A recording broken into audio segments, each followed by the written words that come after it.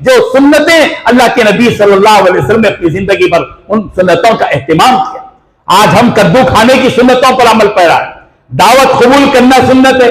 आज हर आदमी के ध्यान में रहेगा, शादी की दावत हो, वलीमे की दावत हो, अकीके की दावत हो, जायज दावत हो, मकरूह दावत हो, हराम की दावत हो, सूदखोर की दावत हो, जुआरी की दावत हो और इसराफ और फजूल खर्च करने वाले की दावत हो।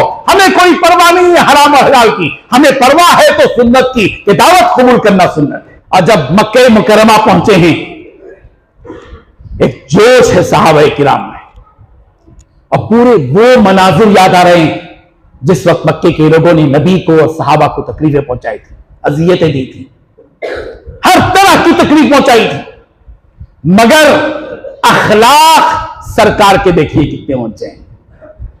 हम अखलाक के एतबार से बहुत पीछे हो चुके हैं। अगर हिंदुस्तान के 25 करोड़ मुसलमान नबी की पूरी सुन्नतों और नबी के अखलाक को इख्तियार कर लें तो तासुब, फिरका परस्ती, सब जो ये कुछ ये जो दो बैल इस्तेमाल कर रहे हैं, इनकी सारी कोशिशें बेकार हो जाएंगी, पागल हो जाएंगी। उसकी बीवी ने जो जवाब दिया वो रोंगटे खड़े कर देगा, हमारी अंदर की हिस्स को जगा देगा।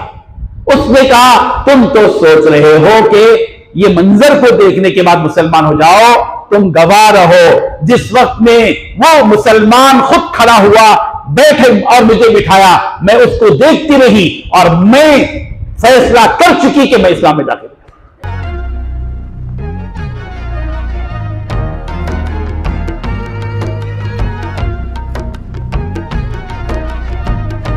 वस्सलातु वस्सलामु अला अशरफिल अंबिया वल मुरसलीन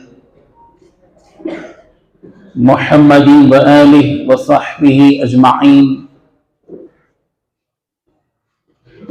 अम्मा बअद फ़क़ाल अल्लाहु तबारक व तआला फ़िल क़ुरआनिल मजीद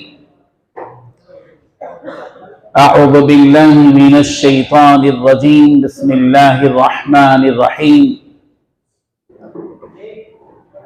लक़द जाअकुम रसूलुम मिन अनफुसिकुम अज़ीज़ुन अलैहि मा अनित्तुम हरीसुन अलैकुम बिलमुमिनीन रऊफ़ुर रहीम।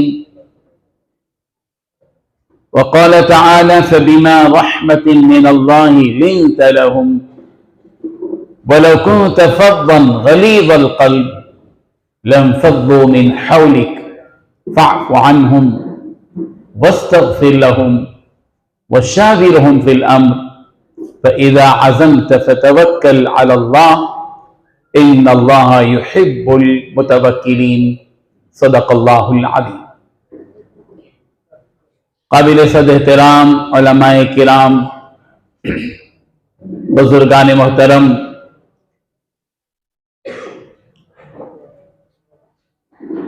मेरे लिए सादतमंदी की बात है कि मैं आपके इस शहर में हूं, आपके दरमियान में हूं और आपकी मोहब्बतों के बीच में बैठा हुआ और अल्लाह ताला की दी हुई नेमतों में एक बड़ी नेमत हमारी आपस की मोहब्बत है। ये वो मोहब्बत है जो रसूल रहमत हजरत मोहम्मद मुस्तफ़ा सल्लल्लाहु अलैहि वसल्लम ने हम सबके दिलों में पैदा की है।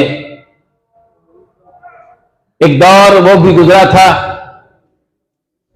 कि जिन सहाबे किराम ने उखुवत का, भाईचारगी का, मोहब्बत का, दर्दमंदी का, गैर गमखारी का मिजाज अपने अंदर पैदा किया था, यही वो लोग एक जमाने में एक दूसरे के खून के प्यासे थे। मोहब्बतों का नाम और निशान उनके जहनों में नहीं था। कत्ल, गलतगिरी, जुल्म, बर्बरियत, एक दूसरे को ईजा पहुंचाना, डकैती, चोरी, सीनाजोरी, हर किस्म की बुराई उनके अंदर थी और दुश्मनी और लड़ाई हमारी जैसी लड़ाई नहीं थी, बहुत फीकी से लड़ाई हम लड़ते हैं, छोटी छोटी लड़ाइयां लड़ते हैं। जोहर में हम लोग जा रहे थे और रास्ते में हमारी लड़ाई हो गई, एक दूसरे के गिरेबान पकड़ लिए और एक ने दूसरे को गिरा भी दिया। असर की अजान हुई और दोनों के दोनों जो जोहर के बाद लड़े थे असर के बाद आए, असर से पहले आए और इत्तेफाक ये हुआ कि दोनों एक साथ जमात में खड़े हो गए। सलाम फेरा तो उसने उसको सलाम किया, उसको सलाम किया। हमारी लड़ाई जोहर से असर तक की है। लेकिन याद रखिए, जमाने जाहिलियत में जो लड़ाइयां लड़ी जाती थी वो लड़ाइयां 1 साल 2 साल 3 साल 4 साल 10 साल की नहीं, बल्कि 50 साल गोल्डन जुबली मनाते थे वो लोग। सिल्वर जुबली, गोल्डन जुबली और क्या क्या जुबली होता है, सारी जुबलियां मनाते थे लड़ाई की। किस्सा यहां तक खत्म नहीं होता था कि आदमी मर गया, चलो किस्सा खत्म करो, लड़ाई खत्म हो जाए। मरने के वक्त में बाप वसीयत करके मरता था औलाद को। हम और आप तो अपनी औलाद को विरासत में माल दौलत, शादी खाने, होटलें क्या क्या देकर जाते हैं। वो लोग जमाने जाहिलियत में अपने मरने के वक्त में विरासत में अपनी औलाद को लड़ाई देकर जाते थे, वसीयत करके कि देखो ये खानदान के लोग बनी फुला बनी फुला बनी गिफा बुला बनी फुला ये हमारे दुश्मन हैं, इन मेरे मरने के बाद तुम लोग इंतकाम उनसे बराबर लेना, इसलिए कि मेरी जिंदगी में अभी इंतकाम हुआ नहीं। ये लड़ाइयां थी। और अल्लाह तबारक व तआला ने इज़ कुंतुम अअदाअन फअल्लफ़ बैन क़ुलूबिकुम फ़अस्बहतुम बिनिअमतिही इख़वाना। अल्लाह ताला ने वो मंजर खींचा है, उस वक्त को याद करो जब तुम आपस में एक दूसरे के दुश्मन थे। फुला कबीला फुला कबीले का दुश्मन, फुला बस्ती वाला फुला बस्ती वाले का दुश्मन, फुला कबीले वाला फुला कबीले वाले का दुश्मन। लेकिन अल्लाह तबारक व तआला ने रसूल रहमत सल्लल्लाहु अलैहि वसल्लम को आलम के लिए रहमत बनाकर भेजा।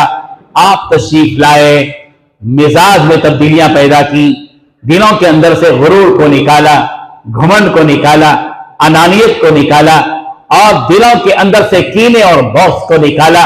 और फिर उन दिलों के अंदर प्यारे पैगंबर सल्लल्लाहु अलैहि वसल्लम ने वयुज़क्कीहिम तज़किया किया दिलों का। और जिस तरह औरत बर्तन को धोकर उसकी गंदगी को दूर करके उसमें दूध जो है उबालती है, पैगंबर ने इस पूरी उम्मत के अंदर वो काम किया कि दिलों के अंदर की वो सारी खुराफात को खत्म किया, दिलों में मोहब्बतें पैदा की, उखुवत का निजाम कायम किया, भाईचारगी पैदा की, मोहब्बतें पैदा की और इतनी मोहब्बत पैदा की कि एक दूसरे के लिए जान देने के लिए तैयार है। यही मोहब्बत है बुजुर्गों। अगर हम सब यहां बैठे हैं गोकाक के अफराद माशाल्लाह, और अगर खुदा न खास्ता इस मजलिस में हम बैठे हुए हों और अगर किसी के बारे में हमारे दिल में नफरत हो, हमारे दिल में किसी के बारे में बग़्ज़ हो, कीना हो, तो याद रखिए हमारे सजदे, हमारी तहज्जुद, हमारी अव्वाबीन और हमारी ये तस्बीह का ढकेलना फायदा नहीं देगा। सबसे पहले निकालना है उस चीज को, जो चीज प्यारे पैगंबर हजरत मोहम्मद मुस्तफा सल्लल्लाहु अलैहि वसल्लम ने निकाली है। छोड़िए इन सारी चीजों को, दफन करना है हमको। वो सारी चीजें जो तअस्सुब की हैं, वो सारी चीजें जो गुरूर की हैं और वो सारी चीजें जिन्होंने हम सबको दूसरों से दूर रहने की तालीम दी है, इन सारी चीजों को देखना, दूर करना होगा। फ़अल्लफ़ बैन क़ुलूबिकुम फ़अस्बहतुम बिनिअमतिही इख़वाना। तुम सब के सब भाई भाई बन गए। हम सबको भाई भाई बनना है। हम सिर्फ उस एक बाप के बेटे नहीं हैं जिनको हम सिर्फ अपना भाई तस्वुर करते हैं। इस तस्वुर को खत्म करना होगा कि एक बाप और एक मां से पैदा हुई औलाद अगर ये समझती है कि हम 2 और 3 भाई और 4 बहनें, ये 7 और 8 आदमी मिलकर ही भाई हैं और बहन हैं, बाकी मिल्लत के जितने अफराद हैं इनसे हमारा कोई भाई बनने का वास्ता नहीं है, तो सबसे पहले उन्हें अपना इलाज कर लेना चाहिए। कि बहुत बुरी बात है ये कि जो काम अल्लाह के नबी सल्लल्लाहु अलैहि वसल्लम हम सबको सिखाया है वो मोहब्बतों का पैगाम है। यही वजह है कि अल्लाह के प्यारे पैगंबर सल्लल्लाहु अलैहि वसल्लम ने क्या प्यारी बात बताई। लोग मोहब्बतों को दीन से जोड़ने के लिए तैयार नहीं है। अल्लाह के नबी सल्लल्लाहु अलैहि वसल्लम फरमाते हैं, ला तदखुलूनल जन्नत हत्ता तुमिनू वला तुमिनू हत्ता तहाब्बू अवला अदुल्लुकुम अला शैइन इज़ा फअलतमुहु तहाब्बतुम अफ्शुस सलाम बैनकुम। सरकार ने फरमाया, याद रखो तुम जन्नत में उस वक्त तक दाखिल नहीं हो सकते जब तक कि तुम मोमिन न बन जाओ। काफिर कभी जन्नत में दाखिल नहीं हो सकता, ईमान शर्त है। और ईमान के लिए क्या शर्त है? आदमी समझता है कि मैं नमाज पढ़ लूंगा तो मोमिन बन गया, रोजा रख लिया तो कामिल मोमिन बन गया, ज़कात दे दिया तो मैं कामिल मोमिन बन गया, हज और उम्रे कर लिया तो मैं कामिल मोमिन बन गया, बकरीद में कुर्बानी कर लिया मैं कामिल मोमिन बन गया, टोपी कुर्ता पाजामा पहन लिया मैं कामिल मोमिन बन गया। नहीं, वला तुमिनू हत्ता तहाब्बू, तुम सब मोमिन नहीं बन सकते, नहीं बन सकते। फैसला है नबी का, तुम सब मोमिन नहीं बन सकते जब तक कि तुम आपस में मोहब्बत करने वाले न बन जाओ। सब मोहब्बत करने वाले, हमारी रीढ़ की हड्डी है मोहब्बत। ये मोहब्बत जिस दिल की जिस कौम के अंदर आएगी उसकी रीढ़ की हड्डी मजबूत होगी, और जिसकी रीढ़ की हड्डी मजबूत होगी वो खड़ा हो सकेगा, चल सकेगा, बल्कि भाग सकेगा। यह उम्मत भागेगी, यह उम्मत दौड़ेगी, यह उम्मत खड़ी होगी अपने बलबूते पर, यह उम्मत चलेगी तब जबकि इनके दिलों के अंदर आपसी मोहब्बतें हों। हम एक दूसरे से दूर बैठने के लिए जन्म नहीं दिए गए हैं, हम इसलिए जन्म दिए गए हैं, यह उम्मत इसलिए बनाई गई है हम एक दूसरे के करीब हों। यह उम्मत इसलिए बनाई गई है कि हम इनफिरादी कामों के लिए नहीं बल्कि इज्तिमाई कामों के लिए तैयार हों। यह उम्मत इसलिए बनाई गई है कि वो एक दूसरे को नफा दे। यह उम्मत इसलिए बनाई गई है कि वो एक दूसरे के साथ नर्म रवैया इख्तियार करे। यह उम्मत इसलिए बनाई गई है कि उसको दूसरे का गम खा जाए, दूसरे की तकलीफ उसके दिल में चोट पैदा करे। उसी वक्त ये मुसलमान, ये कौम, ये मिल्लत नबी से निस्बत रखने वाली उम्मत करार दी है। अल्लाह तबारक व तआला ने प्यारे पैगंबर हजरत मोहम्मद मुस्तफा सल्लल्लाहु अलैहि वसल्लम की औसाफ का एक नक्शा खींचा है। लक़द जाअकुम रसूलुम मिन अनफुसिकुम, तुम्हारे पास तुम्ही में से एक रसूल लाए हैं। कौन? मोहम्मद अरबी खातमुन नबिय्यीन सल्लल्लाहु अलैहि वसल्लम। उनकी शान क्या है? लक़द जाअकुम रसूलुम मिन अनफुसिकुम अज़ीज़ुन अलैहि मा अनित्तुम। उस नबी की शान यह है कि तुमको अगर कोई तकलीफ पहुंचती है, तुम किसी हादसे का शिकार होते हो, तुम कभी किसी मुसीबत में गिरफ्तार होते हो, तुम पर कोई मुश्किलात पेश आती है, तुम किसी बेचैनी और कर्ब में मुब्तला होते हो, मत समझो कि सिर्फ तुम उस मुसीबत में मुब्तला हो। तुम्हारे नबी को हमने जो भेजा है उस नबी की शान यह है कि तुम तकलीफ में मुब्तला होते हो तो मेरे नबी का दिल कुड़ता है। नबी के दिल पर एक बोझ महसूस होता है। अज़ीज़ुन अलैहि मा अनित्तुम, बिलाल हबशी हैं, खींचे जा रहे हैं गरम रेत पर।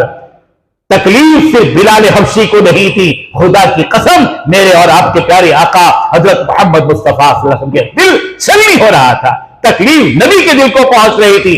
हजरत खब्बाब को तकलीफ दी जा रही थी, तकलीफ नबी रहमत हजरत मोहम्मद मुस्तफा सल्लल्लाहु अलैहि वसल्लम को हो रही थी। लोग मक्के की सरजमीन में मक्के के मुशरिकीन ईमान लाने वालों को अजियत पहुंचा रहे थे, उनकी औलाद से उन्हें जुदा कर रहे थे, उनकी बीवियों से उन्हें जुदा कर रहे थे, उनके मकानात, उनके बागों से उनको जुदा कर रहे थे, उनके वतन से उनको निकालने की साजिशें कर रहे थे। और पैगंबर इन सारे मनाजिल को देखते थे, तसल्ली देते थे, मगर कुर्ता था नबी का दिल। और नबी की शान यह है, हरीसुन अलैकुम। नबी कौन है? ये मत समझिए कि सरकार सिर्फ नमाजें पढ़ते थे, ये मत समझिए कि सिर्फ सरकार तस्बीह पढ़ते थे, ये मत समझिए कि सरकार सिर्फ रातों में इबादत करते थे, ये मत समझिए कि सरकार सिर्फ लोगों को दीन की दावत और तबलीग करते थे। पैगंबर ने बाकायदा दीन की दावत भी दी, तबलीग भी की, लोगों को समझाया, नसीहतें की। पैगंबर लोगों के दिलों के अंदर, लोगों के दरवाजे तक पहुंचकर उनके अंदर इस्लाम का पैगाम, तौहीद का पैगाम देते थे। लेकिन इसी के साथ साथ, इसी मिशन के साथ साथ, इसी अजीम मिशन के साथ साथ पैगंबर की शान यह थी कि पैगंबर लोगों के हालात से बाखबर थे। लोगों के साथ नरमी करना, लोगों को माफ करना, अफ़्व दरगुजर का मामला करना, और लोगों की मुश्किलात को समझना, और लोगों की मुश्किलात को आसानी में तब्दील करने की फिक्रें और कोशिशें करना, बेरोजगार को रोजगार लगाना, मिस्कीन और मोहताज लोगों की मोहताजी और मिस्कीनों को दूर करना, मुसाफिर, भूखे मुसाफिर का पेट भरना और उसकी दुख को दूर करना, उसके दिल में राहतें पैदा करना, और यतीमों के सरों पर शफकत का हाथ फेरना, ये वो सारे काम अल्लाह के नबी हजरत मोहम्मद मुस्तफा सल्लल्लाहु अलैहि वसल्लम ने किए। और इन सारी चीजों के मजमूए का नाम है पैगंबर की जिंदगी, हयात रसूल, सीरत रसूल। सीरत रसूल सिर्फ नमाज नहीं है, सीरत रसूल सिर्फ रोजा नहीं है, सीरत रसूल सिर्फ ज़कात नहीं है, सीरत रसूल सिर्फ दावत दीन नहीं है। सीरत में वो सारे गोशे, वो सारे पहलू दाखिल हैं जिनका ताल्लुक इंसानियत से है, जिनका ताल्लुक मोहब्बतों से है, जिनका ताल्लुक गमखारी से है, जिनका ताल्लुक नरमी से है, जिनका ताल्लुक एहसान से है, जिनका ताल्लुक ईथार से है। और पैगंबर ने वो सब कुछ सिखाया। साहबे किराम की वो पहली जमात जो आपकी आंखों के सामने मदीने मुनव्वरा में जिंदगी बसर कर रही थी।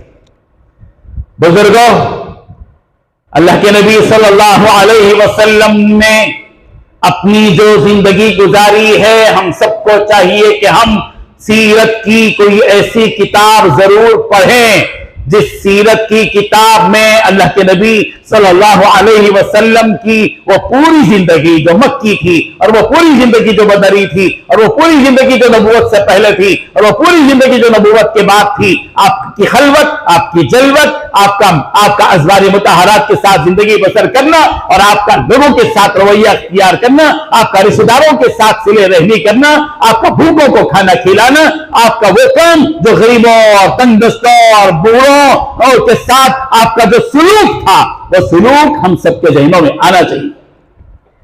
आप जरूर नमाज पढ़िए, कमी बेशी मत कीजिए। नमाज की अहमियत को मत घटाइए। नमाज अपनी जगह नमाज है, जिसके बगैर जिसके बारे में सबसे पहले सवाल किया जाएगा।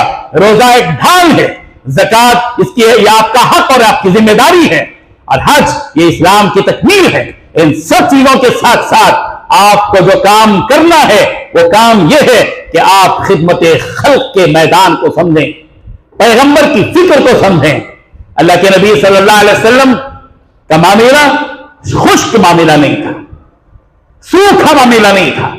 बाज़ मरतबा हमने के बहुत से मुत्तकी कहने वाले लोग अपनी बुजुर्गी का इजहार खुश्कपन में बतलाते हैं, सूखापन इख्तियार करते हैं, ऐसे कि जैसे कोई दरख्त की टहनी है जिस वक्त पत्ते भी नहीं है, फूल भी नहीं है और फल भी नहीं है, और वो बनकर बताते हैं कि ये दीन है। वो दीन नहीं है, वो सीरत नहीं है, वो नबी की हयात नहीं है, वो नबी की जिंदगी के मिजाज के खिलाफ जिंदगी है। जो अपना तकवा बगाड़ रहा है वो मुत्तकी नहीं है, जब तक कि उसके अंदर वो औसाफ ना आई जो अल्लाह के नबी हजरत मोहम्मद मुस्तफा सल्लल्लाहु अलैहि वसल्लम के पास क्या किया था। अल्लाह के नबी उन सुन्नतों को समझें। पैगंबर के बारे में कहा जा रहा है, फबिमा रहमतिन मिनल्लाहि लिंत लहुम, पैगंबर अल्लाह की रहमत का नतीजा है। लिंत लहुम, आपकी शान ये है पैगंबर कि आप लोगों के साथ नरमी से बात करते हैं, नर्म रवैया अख्तियार करते हैं। खुश रवैया, गुस्से वाला रवैया ये दीन नहीं है। किसने बता दिया, किसने पट्टी पढ़ाई है? शैतान ने पट्टी पढ़ाई है कि गुस्से से काम निकल जाएगा, गुस्सा करोगे तो तुम्हारा रोब कायम हो जाएगा, गुस्सा करोगे तो तुम्हारा वकार बढ़ जाएगा, गुस्सा करोगे तो तुम्हारा मकाम बढ़ जाएगा। गलत है ये मिजाज, ये सियासत गलत सियासत है। ये पॉलिसी बिल्कुल रद्द किए जाने और पैरों तले रोक दिए जाने के काबिल है। मिजाज समझो नबी करीम हजरत मोहम्मद मुस्तफा सल्लल्लाहु अलैहि वसल्लम से। अल्लाह के प्यारे पैगंबर सल्लल्लाहु अलैहि वसल्लम के बारे में कहा गया, पैगंबर अल्लाह की रहमत ने आपके दिल के अंदर यह मामला किया है। रब्बुल जलाल की रहमत आपके साथ ये खास रही है कि लिंत लहुम, आप सबके साथ नरम रवैया इख्तियार करते हैं। दोस्त तो दोस्त, आपका मामला तो यह है आप दुश्मनों के साथ भी अच्छा मामला करते हैं। मदीने मुनव्वरा है और सरकार दो आलम सल्लल्लाहु अलैहि वसल्लम के ऊपर जंग पर जंग के हालात आ रहे हैं, कैदी बनकर आ रहे हैं वो कुफ्फार जो जंग में बरसरे पैकार थे और दुश्मनों की फौज में थे और जिन्होंने तलवारें निकाली थी इस्लाम को मिटाने और रसूलुल्लाह को मिटाने के लिए, और वही कैदी बनकर आए हैं और पैगंबर हैं मदीने मुनव्वरा में मस्जिद नबवी के माहौल में सहाबे किराम के हवाले उस कैदी को कर रहे हैं जो जंगी कैदी बनकर आया है। और क्या कह रहे हैं पैगंबर, देखो इनके खाने पीने का इंतजाम करना, इनकी भूख का लिहाज रखना, भूखा नहीं रखना, इनको खिलाओ पिलाओ, तुम अपनी हिफाजत में और अपने हिसार में इनको रखो। क्या नतीजा था? सहाबे किराम रज़ी अल्लाहु अन्हुम के बारे में आता है कि वो सहाबा जिनके हवाले जंगी कैदी किए गए थे और वो गैर मुस्लिम थे, काफिर थे, उन सहाबे किराम के बारे में आता है वो सूखे खजूर खाते थे और कैदियों को रोटी खिलाया करते। है कोई मिसाल? यह है नबी की तरबियत, यह है प्यारे पैगंबर सल्लल्लाहु अलैहि वसल्लम की सीरत और आपका उसूल, आपका ज़ाबिता और आपकी जिंदगी का निचोड़ कि पैगंबर का मामला यह है कि सबके साथ नरमी का मामला। यतीम बच्चे, नरमी का मामला यह है कि पैगंबर देख रहे हैं कि यतीम बच्चे को जंग से तशरीफ उड़ा रहे हैं और बच्चे को देख रहे हैं रोता हुआ।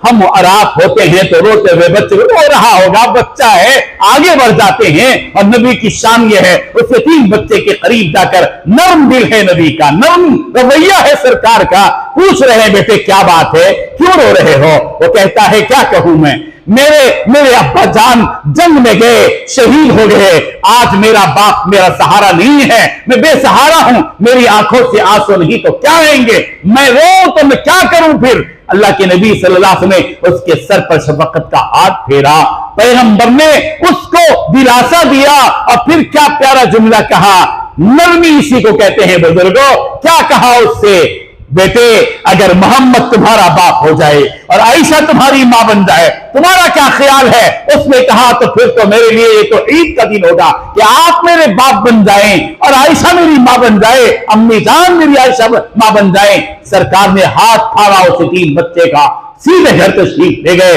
बेटा आयशा, हज़रत आयशा सिद्दीक़ा रज़ियल्लाहु अन्हा से कहा, आयशा मुबारक हो, अल्लाह ने तुमको चांद जैसा टुकड़ा ये यतीम बच्चा तुमको दिया है, पहनाओ इसको, खिलाओ इसको। रिवायतों में आता है कि अम्मी जान आयशा सिद्दीक़ा रज़ियल्लाहु अन्हा ने उस यतीम बच्चे को जो एक चादर थी दो टुकड़े किया और एक तहबंद पहनाया और ऊपर का नया कपड़ा पहनाया। अल्लाह के नबी सल्लल्लाहु अलैहि वसल्लम जुमे का वक्त था, उस यतीम बच्चे को मस्जिद ले गए, मिंबर पर तशरीफ फरमा है सरकार, निगाह पड़ती है उस यतीम बच्चे पर, कहते हैं बच्चे की तरफ इशारा करके आ जाओ, और बुलाया और बच्चे को, यतीम बच्चे को मिंबर पर अपने बाजू बिठाया और लोगों को समझाया मेरा जी नहीं चाहता कि मैं ऊपर बैठूं और यतीम बच्चा नीचे बैठे। ये दीन है, यह है ना, यह है मोहब्बत, यह है नरमी। नरमी को सीखना चाहिए, नरमी को सीखें हम। अल्लाह के नबी सल्लल्लाहु अलैहि वसल्लम बेवाओं की खबरगिरी कर रहे हैं, मुसीबत ज़दा लोगों की मुसीबत को दूर कर रहे हैं। मदीने का माहौल है, एक खोसट बुढ़िया बाजार में बैठे लड़खड़ाते हाथों के साथ, जिसके हाथों में राशा है, रो रही। अल्लाह के नबी सल्लल्लाहु अलैहि वसल्लम सामने गए, उस बुढ़िया से पूछा क्यों रो रही हो? उसने अपनी बिपता सुनाई। क्या कहूं मैं अंसार की गुर्बत की वजह से मैं अंसार के घरों में काम करती हूं और मुझे इस बुढ़ापे में भी, खोसट बूढ़ा होने की हालत में भी मुझे अंसार के घरों में खिदमत करनी पड़ती है, इसलिए मैं खिदमत में मसरूफ हूं। अज़ान हो रही नहीं, जवाब देंगे। अल्लाह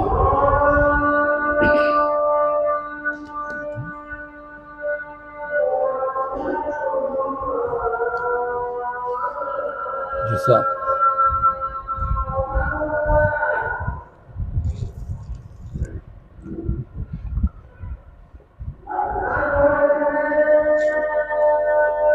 तो मैं ये कह रहा था कि प्यारे पैगंबर की निगाह पड़ती है और वो अंसारी औरतों की घरों में खिदमत करने वाली वो खोसक बुढ़िया, सरकार उसके पास पहुंचते हैं, पूछते हैं कि क्यों रो रही हो। वो कहती है कि मैं अंसार की घरों में खिदमत करती हूं, आज मैं उनका सौदा लाकर देती हूं, सौदा सरफ लाकर देती हूं। आज मेरे हाथों से उन अंसारी औरतों के दिए हुए दिरहम मेरे हाथों से खो गए हैं। मैं इसलिए रो रही हूं कि अगर मैं सौदे के बगैर उनके घर जाऊंगी वो मुझे सजा देंगे। अल्लाह के नबी सल्लल्लाहु अलैहि वसल्लम ने उस बुढ़िया को दिरहम दिए, सौदा दिलाया और फिर उससे कहा कि अब जाओ। वो तो फिर रोने लगी। तो सरकार दो आलम सल्लल्लाहु अलैहि वसल्लम ने पूछा क्यों तुम रो रही हो? फिर कहा कि अगर मैं देर से जाऊंगी तो अंसार की औरतें मुझे सजा देंगी, बुरा भला कहेंगी। तो सरकार ने खुद कहा कि चलो मेरे साथ, मैं अंसार की उन औरतों से तुम्हारी सिफारिश करता हूं। अल्लाहु अकबर। पैगंबर उस बुढ़िया के साथ गए हैं और अंसार के घरों के सामने खड़े होकर सलाम किया, अस्सलाम वालेकुम व रहमतुल्लाह। मगर अंसार की औरतों ने पहले सलाम कभी जवाब नहीं दिया, फिर सरकार ने सलाम किया, कोई जवाब नहीं। तीसरी मर्तबा सलाम किया, अंसार की औरतों ने जवाब दिया वालेकुम अस्सलाम व रहमतुल्लाह या रसूल अल्लाह। फिर सरकार ने पूछा तुम्हें क्या हुआ कि तुमने मेरे पहले और दूसरे सलाम का जवाब नहीं दिया, फिर तीसरे सलाम का जवाब दिया। अंसार की औरतों ने कहा अल्लाह के रसूल, अगर हम पहले सलाम पर जवाब दे देती तो दूसरे और तीसरे सलाम से महरूम हो जाते, इसलिए हमने पहले सलाम का जवाब भी नहीं दिया, दूसरा भी जवाब नहीं दिया, ताकि हम आपकी तरफ से सलामती ही सलामती की दुआ लेते जाए। सरकार ने से पूछा अंसार की औरतों ने, पैगंबर आप क्यों तशरीफ लाए, जहमत फरमाई। कहा मैं इस खोसक बुढ़िया की सिफारिश के लिए तुम्हारे पास आया हूं। क्या आज हमारे पास इसके लिए वक्त है? क्या हम इन जरूरतमंदों, मफलूजों, मोहताजों और भूखों और जरूरतमंदों की जरूरत पूरी करते हैं? क्या हमने दीन सिर्फ इसी का नाम समझा है? क्या हम नमाज पढ़ने और रोजा रख लें? क्या हमने दीन सिर्फ इसी का नाम रखा है कि कुछ वज़ाक़त हमारी इस्लामी हो जाए? याद रखिए अल्लाह के नबी सल्लल्लाहु अलैहि वसल्लम की वो सुन्नतें आज हमारी जिंदगी में अभी तक नहीं आई हैं, जो सुन्नतें अल्लाह के नबी सल्लल्लाहु अलैहि वसल्लम ने अपनी जिंदगी पर उन सुन्नतों का एहतमाम किया। आज हम कद्दू खाने की सुन्नतों पर अमल पैरा है, दावत कबूल करना सुन्नत है। आज हर आदमी के ध्यान में रहेगा, शादी की दावत हो, वलीमे की दावत हो, अकीक़े की दावत हो, जायज दावत हो, मकरूह दावत हो, हराम की दावत हो, सूदखोर की दावत हो, जुआरी की दावत हो और इसराफ और फजूल खर्च करने वाले की दावत हो। हमें कोई परवाह नहीं है हराम और हलाल की, हमें परवाह है तो सुन्नत की, कि दावत कबूल करना सुन्नत है। मैं आपको बताऊं, जो लोग ये कहते हैं कि दावत कबूल करना सुन्नत है, वो थोड़ा सा इस बात पर भी गौर कर लें कि जिस तरह दावत कबूल करना सुन्नत है, उससे बढ़कर दावत करना सुन्नत है। दावत कबूल करना उतना ज्यादा सुन्नत नहीं है जितना दावत करना सुन्नत है। अगर आप ये कहते हैं कि दावत कबूल करना सुन्नत है और कभी ये नहीं कहते कि दावत करना सुन्नत है, तो आप नबी का मजाक उड़ा रहे हैं, नबी की गुस्ताखी कर रहे हैं कि नबी सिर्फ दूसरों की खाते हुए जिंदगी गुजारी, नबी ने किसी को नहीं खिलाया। यही तो मतलब निकला।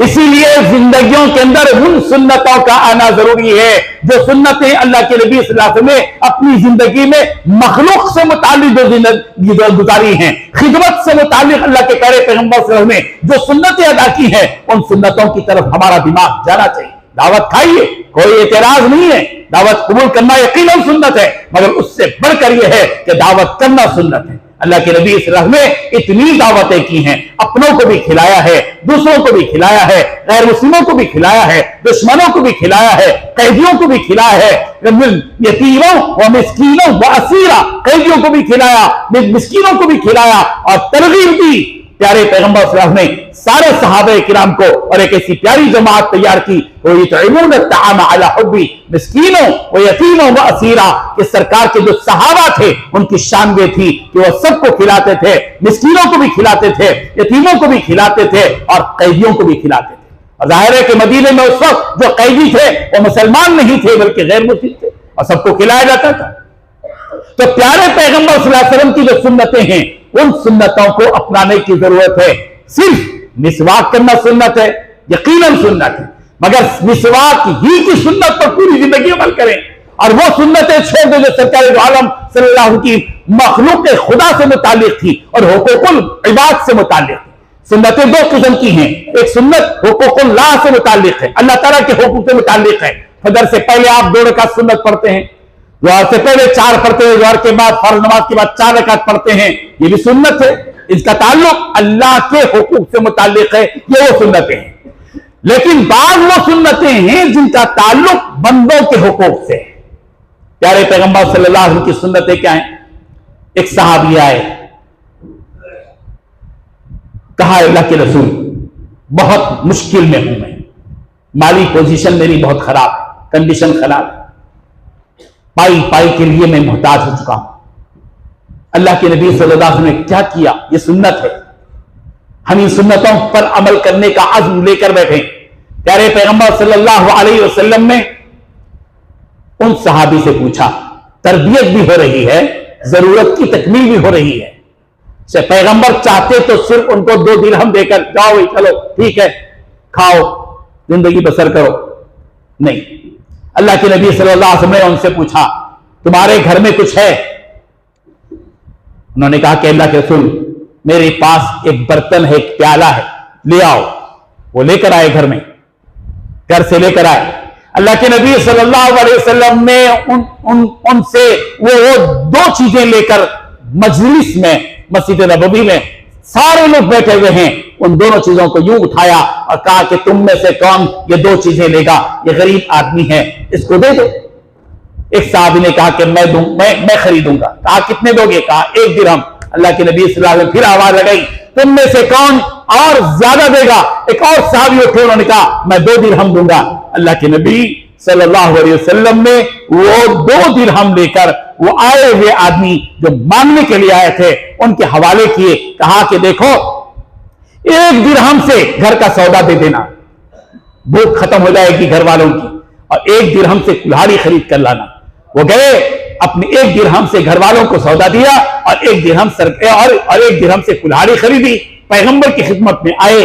अल्लाह के नबी सल्लल्लाहु अलैहि वसल्लम के बारे में आता है, सरकार ने अपने दस्ते मुबारक से उस कुल्हाड़ी में दस्ता लगाया, लकड़ी लगाई और फिर कहा उनसे, जाओ जंगल से लकड़ियां काटना, बाजार में बेचना, यही काम करते रहना, 10-15 दिन तक मेरे करीब ना आना, काम करते रहो, जाओ। वो गए और जंगल में लकड़ियां काटी, बाजार में बेचते रहे। 10-15 दिन के बाद सरकार की खिदमत में आए, उनके हाथों में दिरहम यूं उछल रहे थे। सरकार ने पूछा क्या हाल है? कहा अल्लाह के रसूल मेरी हालत देखिए, आपके हुक्म के मुताबिक जंगल में लकड़ियां काटता रहा, बाजार में बेचता रहा, मेरी जरूरतें पूरी हो गई, घर वालों को खिलाता रहा, अब मेरे पास जरूरत से ज्यादा इतने पैसे मेरे पास मौजूद हैं। सरकार ने फरमाया तुम्हारा भीख मांगना अच्छा या मेहनत करके कमा के अपने बच्चों को पालना अच्छा। तरबियत ही हुई। यह सुन्नत। बेरोजगार लोगों को रोजगार लगाना भी सुन्नत है। जैसे कद्दू खाना सुन्नत है, दावत कबूल करना सुन्नत है, मीठा खाना सुन्नत है, इतर लगाना सुन्नत है। ये जिस तरह ये सुन्नतें हैं, बिल्कुल इसी तरह ये भी सुन्नत है कि किसी बेरोजगार को आप रोजगार लगाइए। आज इस मजलिस में आप आहद करें, आपके पड़ोस में एक आदमी है, मौज की बंडी लेकर जाता है, उसकी बंडी के पहिए पूरे टेढ़े मेढ़े हो चुके हैं, उसकी जो है कारियां कमजोर हो चुकी हैं और वो टूटी हुई बंडी है।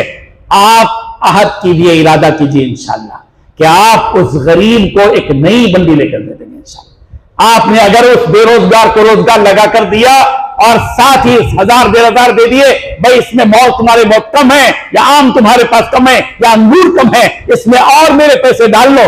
उस बेरोजगार को आपने रोजगार लगाया तो आपने एक सुन्नत को जिंदा किया।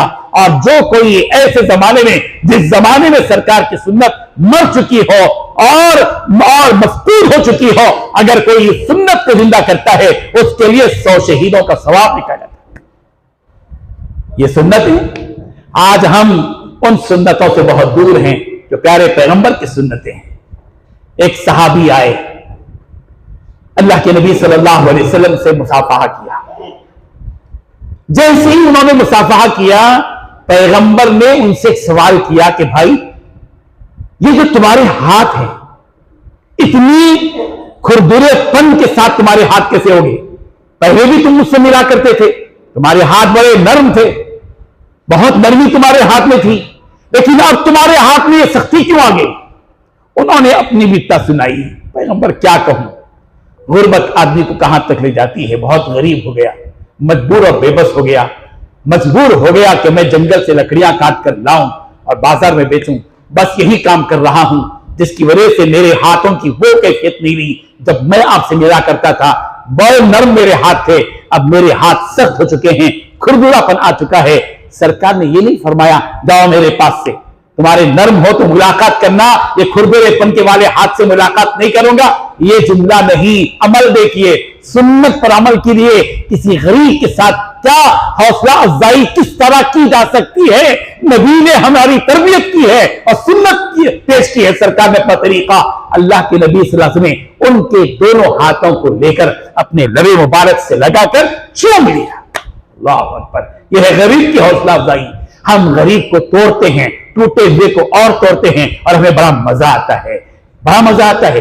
गरीब को डांटने में, गरीब को गालियां खिलाने में। आपके बच्चे की शादी होती है, शादी खाने के अंदर हर किस्म के लोग आते हैं, मालदार भी और आपके रिश्तेदार भी, औसत दर्जे के भी।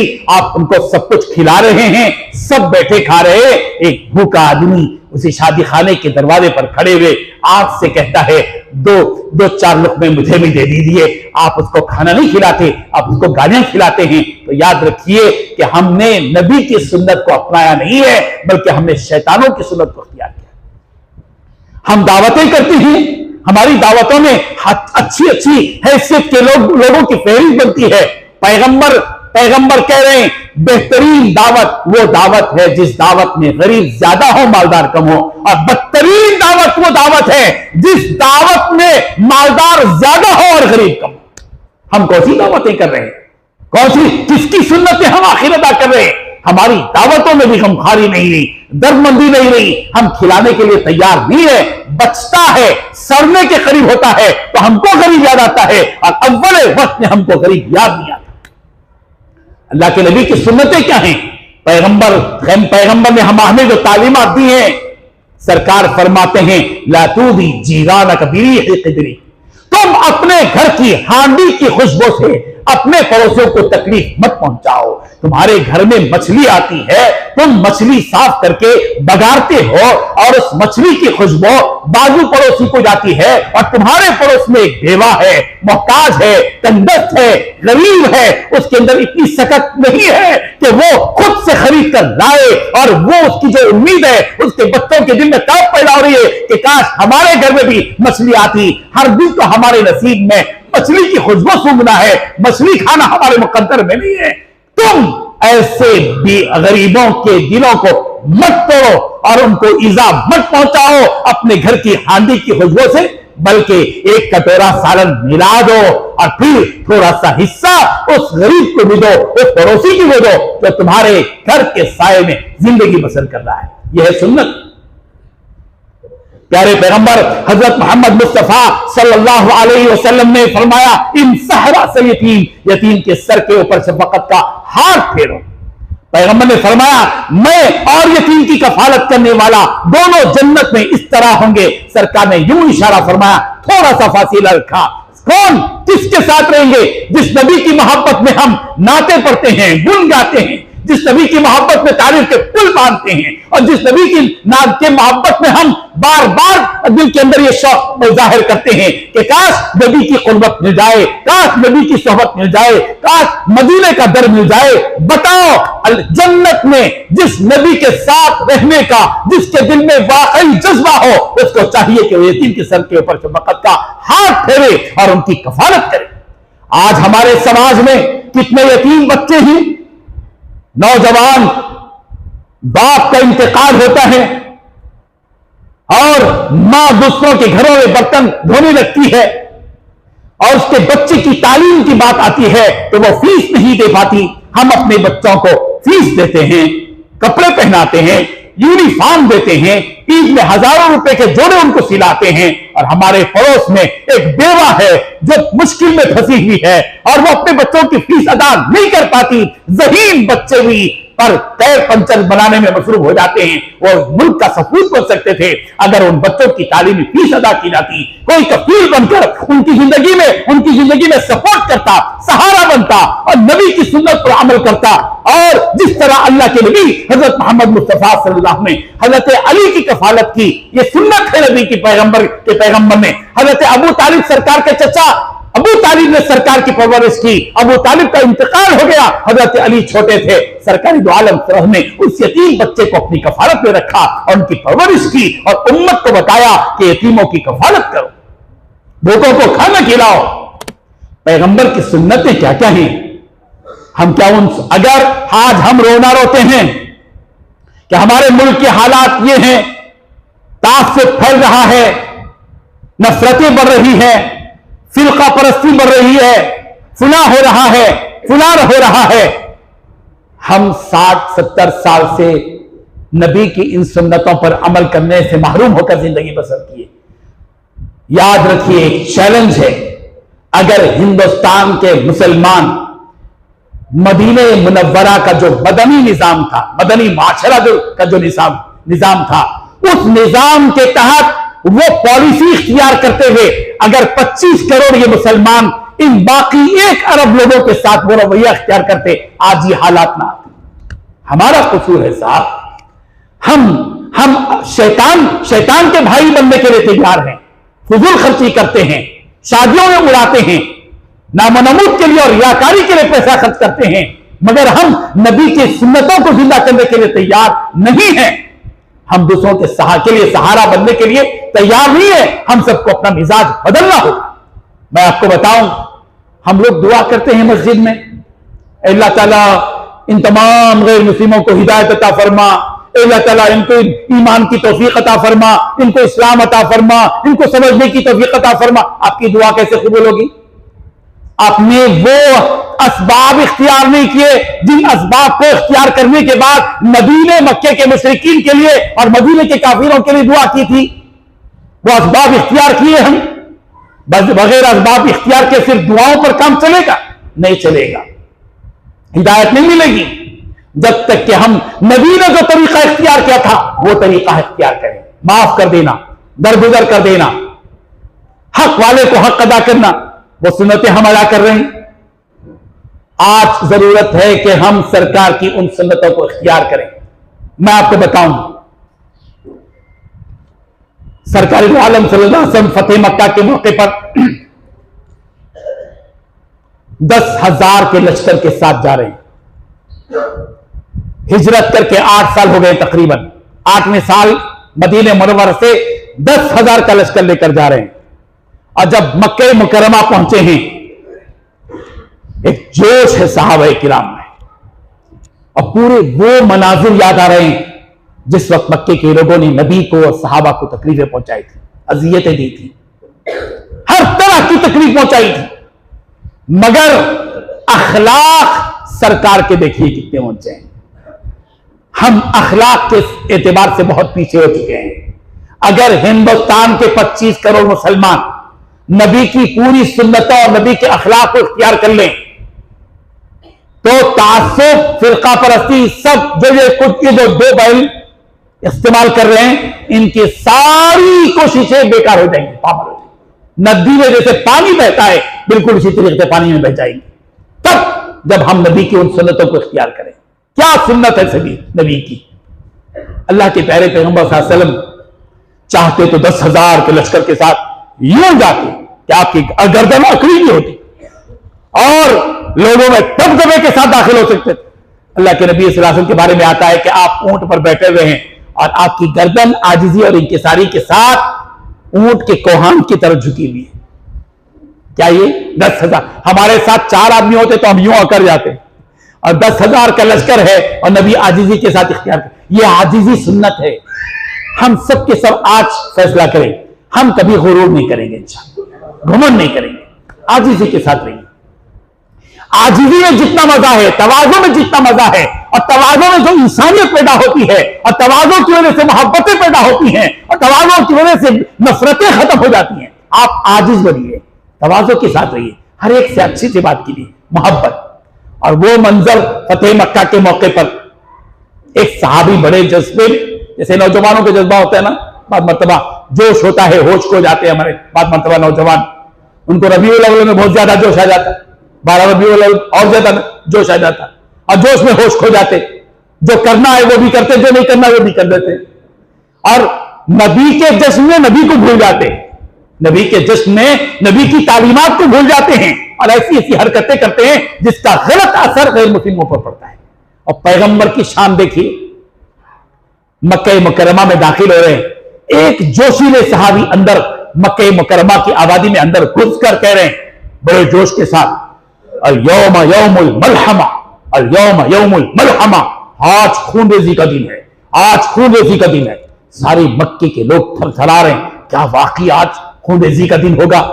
आज मक्के के बच्चे यतीम हो जाएंगे, मक्के की औरतें बेवाएं हो जाएंगी, आज हमारे साथ खून की होली खेली जाएगी। क्या वाकई मोहम्मद जो मदीने से 10,000 का लश्कर लेकर आए हैं, क्या मक्के मुकर्रमा को लहूलुहान कर देंगे? सवाल पैदा हो रहा है। और अबू सुफियान सरकार जबकि अभी तक इस्लाम कबूल नहीं किए थे, वो सरकार की खिदमत में आकर कह रहे हैं आप तो बड़े नेक आदमी हैं, नेक बाप की औलाद हैं, अच्छे खानदान के आदमी हैं, क्या ऐसे ही होगा कि आज खून की होली खेली जाएगी? सरकार ने पूछा क्यों, क्या बात है? किसने कहा कि खून की होली खेली जाएगी? क्या आपके एक साथी ऐलान अंदर कर रहे हैं, आज यौम यौमुल मलहमा कह रहे हैं, आज खूनरेजी का दिन है। सरकार ने क्या प्यारा जवाब दिया, अल्लाह के रसूल ने फरमाया अल यौम यौमुल मरहमा, आज रहमत, एक दूसरे को रहमत करने का दिन है, आज किसी खून की होली खेलने का दिन नहीं है। मलहमा को यानी खूनरेजी को मरहमा से तब्दील करके बताया, और रसूल रहमत बनकर आए, रहमतुल लिल आलमीन बनकर पैगंबर आए, और आपने साफ तौर पर ऐलान कर दिया नहीं, आज माफी का दिन है। जाओ, आज मैं तुम्हें वो जुमला याद दिलाता हूं जो जुमला हजरत यूसुफ अलैहिस्सलाम ने अपने भाइयों के हक में कहा था, जिन भाइयों ने यूसुफ को अंधेरी रात में अंधेरे कुएं में डाल दिया था। और उस वक्त में हजरत यूसुफ अलैहिस्सलाम जब अपने वक्त पर मिस्र में एक वजीर की हैसियत से, एक बादशाह की हैसियत थी, उस वक्त में हजरत यूसुफ ने अपने भाइयों के साथ वो प्यारा जुमला कहा था, ला तस्रीब अलैकुमुल यौम, आज के दिन तुम पर कोई गिरफ्त और पकड़ नहीं है, मैंने तुमको माफ कर दिया है। कहा मक्के वालों से सरकार ने, जो जुमला यूसुफ ने अपने भाइयों से कहा था, मैं वही जुमला तुमसे कहता हूं, ए मक्के वालों, ला तस्रीब अलैकुमुल यौम, आज के दिन तुम पर कोई गिरफ्त नहीं है, जाओ अंतुम तुलका, तुम सब आजाद। जो अबू सुफियान के घर में दाखिल होगा, एजाज बख्शा, जो अबू सुफियान के घर में जाएगा और उसको भी माफी है, जो अपने घर में जाकर दरवाजा बंद कर लेगा उसके लिए भी माफी है, जो हरम में चला जाएगा उसके लिए भी माफी है। आज हमारी तलवारें नहीं चलेंगी, आज हमारे अखलाक का सिक्का चलेगा। यह है बुजुर्गों, नबी की सुन्नतों को इख्तियार करने की जरूरत है। हमारा मुल्क गया गुजरा मुल्क नहीं है, हमारे मुल्क के हालात अभी उस कदर नहीं है, बल्कि आज भी हमारी ये सरजमीन जरखेज है, नर्म है, और हमारी थोड़ी सी कोताही और गफलत है कि हमने उन लोगों के साथ जिस खला तरह का सुलूक करना चाहिए था हमने नहीं किया है। हम मस्जिद में दुआ करते हैं उनकी हिदायत के लिए और उनके साथ इंसाफ नहीं करते, उनके लिए मस्जिद में बैठकर हिदायत की दुआ करते हैं और खुद उनको तोड़ते हैं और आम देते हैं, तो दो डंडी मारते हैं, धोखा देते हैं, उनके साथ झूठ बोलते हैं और फिर अल्लाह के पास आकर दुआ करते हैं। यह दीन अखलाक से फैला है, तलवार से नहीं फैला। यह दीन नबी करीम हजरत मोहम्मद मुस्तफा सल्लल्लाहु अलैहि वसल्लम ने अपने मोहब्बतों के साथ इस दीन को पेश किया है, नरमी के साथ यह दीन पेश किया गया है। और खिलाकर पिलाकर जब मदीने मुनव्वर पैगंबर सल्लल्लाहु अलैहि वसल्लम मक्के मुकर्रमा में थे, आपने क्या किया था? क्या सिर्फ जिक्र अस्कार किए थे? क्या सिर्फ नमाजें पढ़ी थी? नहीं, सच्चाई को इख्तियार करके बताया था मक्के के लोगों को, अमानतदार बने थे सरकार। ये सुन्नत है साहब, हम सच नहीं बोलते, झूठ बोलते हैं, अमानतदारी इख्तियार नहीं करते, खियानत करते हैं, वादा खिलाफी करते हैं, अपने गैर मुस्लिम दोस्त के साथ उसकी गाड़ी लेकर जाते हैं, 1 घंटे में आता हूं और 4-5 घंटे के बाद आते हैं, वादा खिलाफी करते हैं, हमारा अखलाक को तोड़ लेगा वो। इसलिए बुजुर्गों और दोस्तों, जरूरत इस बात की है कि उन सुन्नतों को हम इख्तियार करें जो सुन्नतें प्यारे पैगंबर हजरत मोहम्मद मुस्तफा सल्लल्लाहु अलैहि वसल्लम की थी। आपने क्या काम किया था?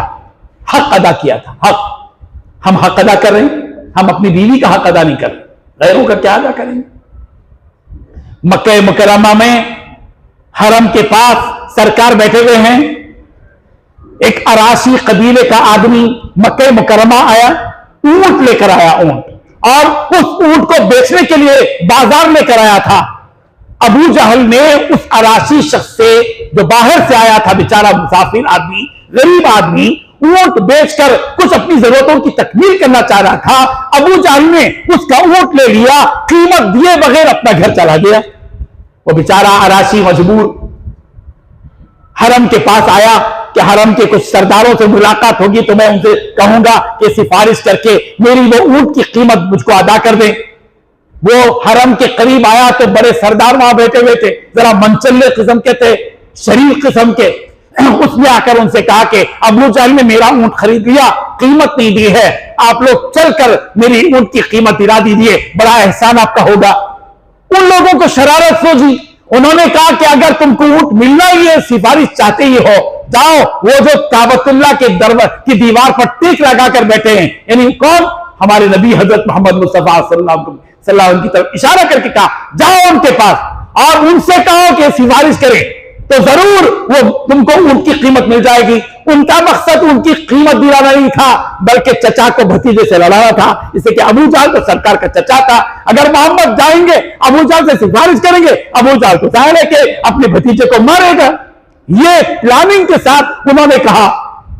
वो शख्स भोला भाला नबी की खिदमत में आया, उसने कहा कि आप अच्छे आदमी मालूम होते हैं, अबू जहल ने मेरे ऊंट को ले लिया, कीमत नहीं दी है, आप बड़ा एहसान होगा कि आप सिफारिश करें। क्या हम और आप होते हैं तो क्या करते हैं? अच्छा, वो तो दादा किस्म का आदमी है, तुम्हारा ऊंट ले लिया, तौबा तौबा तौबा, ऐसा हो गया, अल्लाह अल्लाह अल्लाह अल्लाह, अल्लाह तुम्हारी ऊंट की कीमत दिला दे, दो हाथ उठा के दुआ करके रुखसत कर देते। ये सुन्नत नहीं है। ये सुन्नत नहीं है जो हम गलत किस्म की सुन्नतें इख्तियार करते हैं। नबी की सुन्नत क्या है? देखिए क्या जोखम मोला सरकार ने। खड़े हो गए सरकार बेचैन होकर, मेरे जीते जी मेरी आंखों के सामने एक आदमी पर इस कदर जुल्म किया जाए और मजलूम के लिए मोहम्मद खड़ा ना हो, कौन खड़ा होगा? खड़े हो गए, उसका हाथ पकड़ा, अबू जहल के घर के दरवाजे तक पहुंचे, दरवाजा खिटखिटाया, अबू जहल कर्र फर के साथ बाहर आया, नबी पर निगाह पड़ी, भतीजे पर। अल्लाह के नबी सल्लल्लाहु अलैहि वसल्लम ने कहा, मुझे मालूम यह हुआ है कि तुमने इस अराशी का ऊंट खरीदा है, चचा जान इसकी कीमत दे दीजिए। बड़े रौब के साथ कहा। अल्लाह, अबू जहल दुम दबाकर अंदर गया, ऊंट की कीमत लाकर हवाले कर दिया और अंदर चला गया। सरकार दो आलम सल्लल्लाहु अलैहि वसल्लम उस मुसाफिर अराशी को लेकर हरम के पास आए। वही लोग मनचल्ले किस्म के बैठे हुए थे। पूछा क्या माजरा हुआ? वो सोच रहे थे कि कुछ मारूर खा के आए होंगे, कुछ हो गया होगा, लड़ाई झगड़ा। उस अराशी ने उनसे कहा, इन्होंने तो मेरे ऊंट की कीमत दिलवा दी। उनको ताज्जुब हुआ। थोड़ी देर के बाद अबू जहल आया। लोगों ने कहा, उन लोगों ने, क्या हुआ? भतीजे के सामने आज हार गए? क्या बात हुई कि तुमने ऊंट की कीमत उसको अदा कर दी भतीजे के कहने पर? अबू जहल ने क्या जवाब दिया सुनो। उसने कहा, तुम्हारी मां मरे तुम्हारी मां मरे। तुम्हें मालूम होना चाहिए कि मोहम्मद जब उस अराशी शख्स के साथ मेरे पास मेरे घर के सामने खड़ा हुआ था तो उस मोहम्मद के पीछे एक ऊंट मुंह खोले खड़ा हुआ था। अगर मैं वो कीमत न देता तो मैं तुम्हारे सामने नहीं, ऊंट के मुंह में रहता, ऊंट के पेट में जा चुका होता। अल्लाह अकबर। यह है अल्लाह की मदद। इससे एक सबक मिलता है। याद रखिए, जब कभी भी आपके अपने इलाके में लोग आपसे किसी का हक दिलाने के बारे में आए, और चाहे वो महल्ले का बड़ा दादा ही क्यों ना हो, आप अपना फरीज़ा अदा कीजिए, खड़े हो जाइए आप, और इस यकीन के साथ उस दादा के पास जाइए कि जब सरकार ने फरमाया, मन कान फी हाजती अखी कान अल्लाहु फी हाजती, जो अपने भाई की मदद में होता है अल्लाह उसकी मदद में होता है। मोहम्मद अरबी एक अपने भाई की मदद के लिए गए थे अबू जहल के पास। वहां मोहम्मद अरबी के साथ अल्लाह की मदद पीछे आई थी एक ऊंट की शक्ल में जो अपना मुंह खोले हुए। जब भी आप किसी बंदे मजबूर की मदद के लिए आगे बढ़ते हैं, अल्लाह की मदद आपके साथ साथ होती है इंशाअल्लाह। हिम्मत कीजिए। यह जमाना सिर्फ पेट पूजा का नहीं है, यह जमाना सिर्फ खुद खाकर जिंदगी गुजारने का नहीं है। यह वक्त, यह जमाना, यह हालात हम सबको पुकार रहे हैं। कहां गई तुम्हारी गैरत, कहां गई तुम्हारी वो निस्बत जो रसूल रहमत हजरत मोहम्मद मुस्तफा सल्लल्लाहु अलैहि वसल्लम के साथ है। कहां है वो तुम्हारे दावे कि तुम नबी की उम्मत में से एक फर्द हो। तुम्हारी गैरत जागनी चाहिए, तुम्हारी इस्लामी हमियत जिंदा होना चाहिए और तुम्हारा वो मजबूत रिश्ता जो तुम्हारे नबी के साथ है कि तुम उसके उम्मती हो, तो तुम्हें चाहिए कि नबी की उन सुन्नतों को जिंदा करो तो खिदमत खल्क और हुकूकुल इबाद से मुतालिक। अल्लाह के नबी सल्लल्लाहु अलैहि वसल्लम की सुन्नतों को देखिए। हक अदायगी, हक अदा करना हर एक का मामूली बात नहीं है। फतह मक्का के मौके पर अल्लाह के नबी सल्लल्लाहु अलैहि वसल्लम आगे बढ़े, हरम के पास गए। उस्मान शैबी उस वक्त में उनके हाथ में काबतुल्लाह की कुंजी थी। जब सरकार हिजरत कर रहे थे, जब भी वो शैबी के पास ही थी, उस्मान शैबी के पास, और जब सरकार हिजरत करने के लिए जा रहे थे तो आखिरी ख्वाहिश सरकार की यह थी कि काबतुल्लाह के अंदर जाकर 2 रकात नमाज पढ़े, काबतुल्लाह के अंदर, और उसकी कुंजी उस्मान शैबी के हाथ में थी, शैबी खानदान। सरकार ने उसको आजिजी से कहा 2 रकात मुझे नमाज पढ़ने का मौका दो, मैं हरम में काबतुल्लाह के अंदर नमाज पढ़ूंगा। उसने कहा कि नहीं।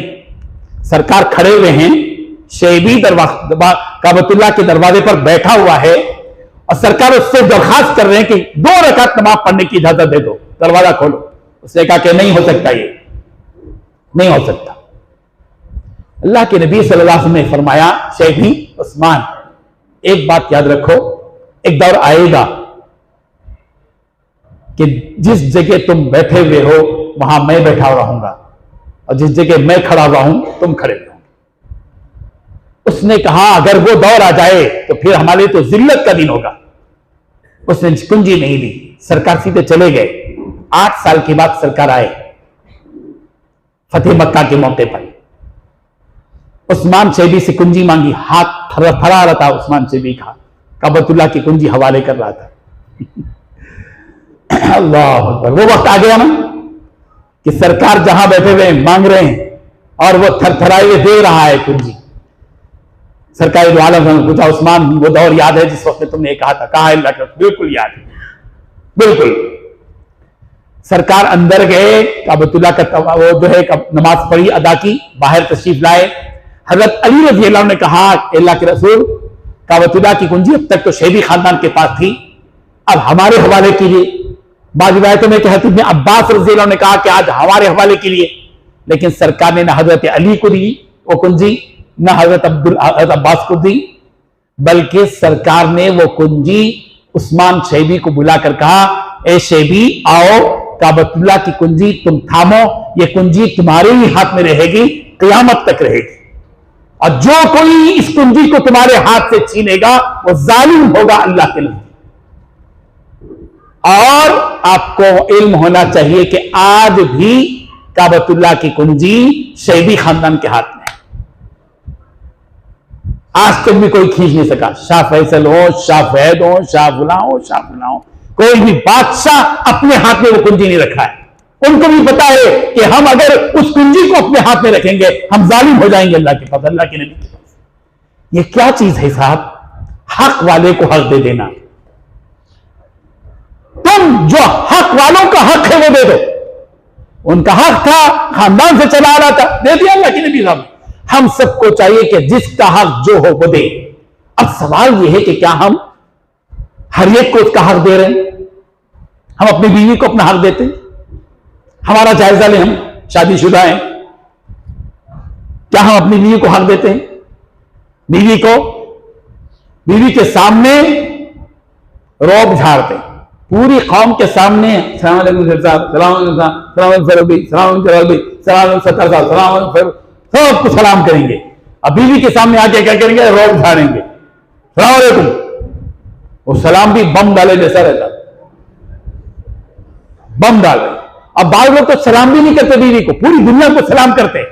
जिन्होंने कोई एहसान नहीं किया उनको सलाम पर सलाम, और वो बेचारी उसके कपड़े धोती है, उसके लिए खाना तैयार करती है, उसके बच्चों को स्कूल भेजती है, उनका टिफिन तैयार करती है, इसकी खिदमत करती है, उसके घर को संवार कर रखती है, उसके रिश्तेदारों को निभाती है, उसके खानदान को जमा करके रखती है।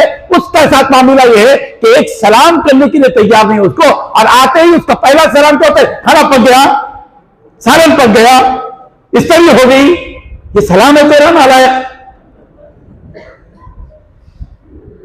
हमारे नबी से हम सबको सीखना चाहिए सुन्नतें। हमारे नबी का मामला क्या था?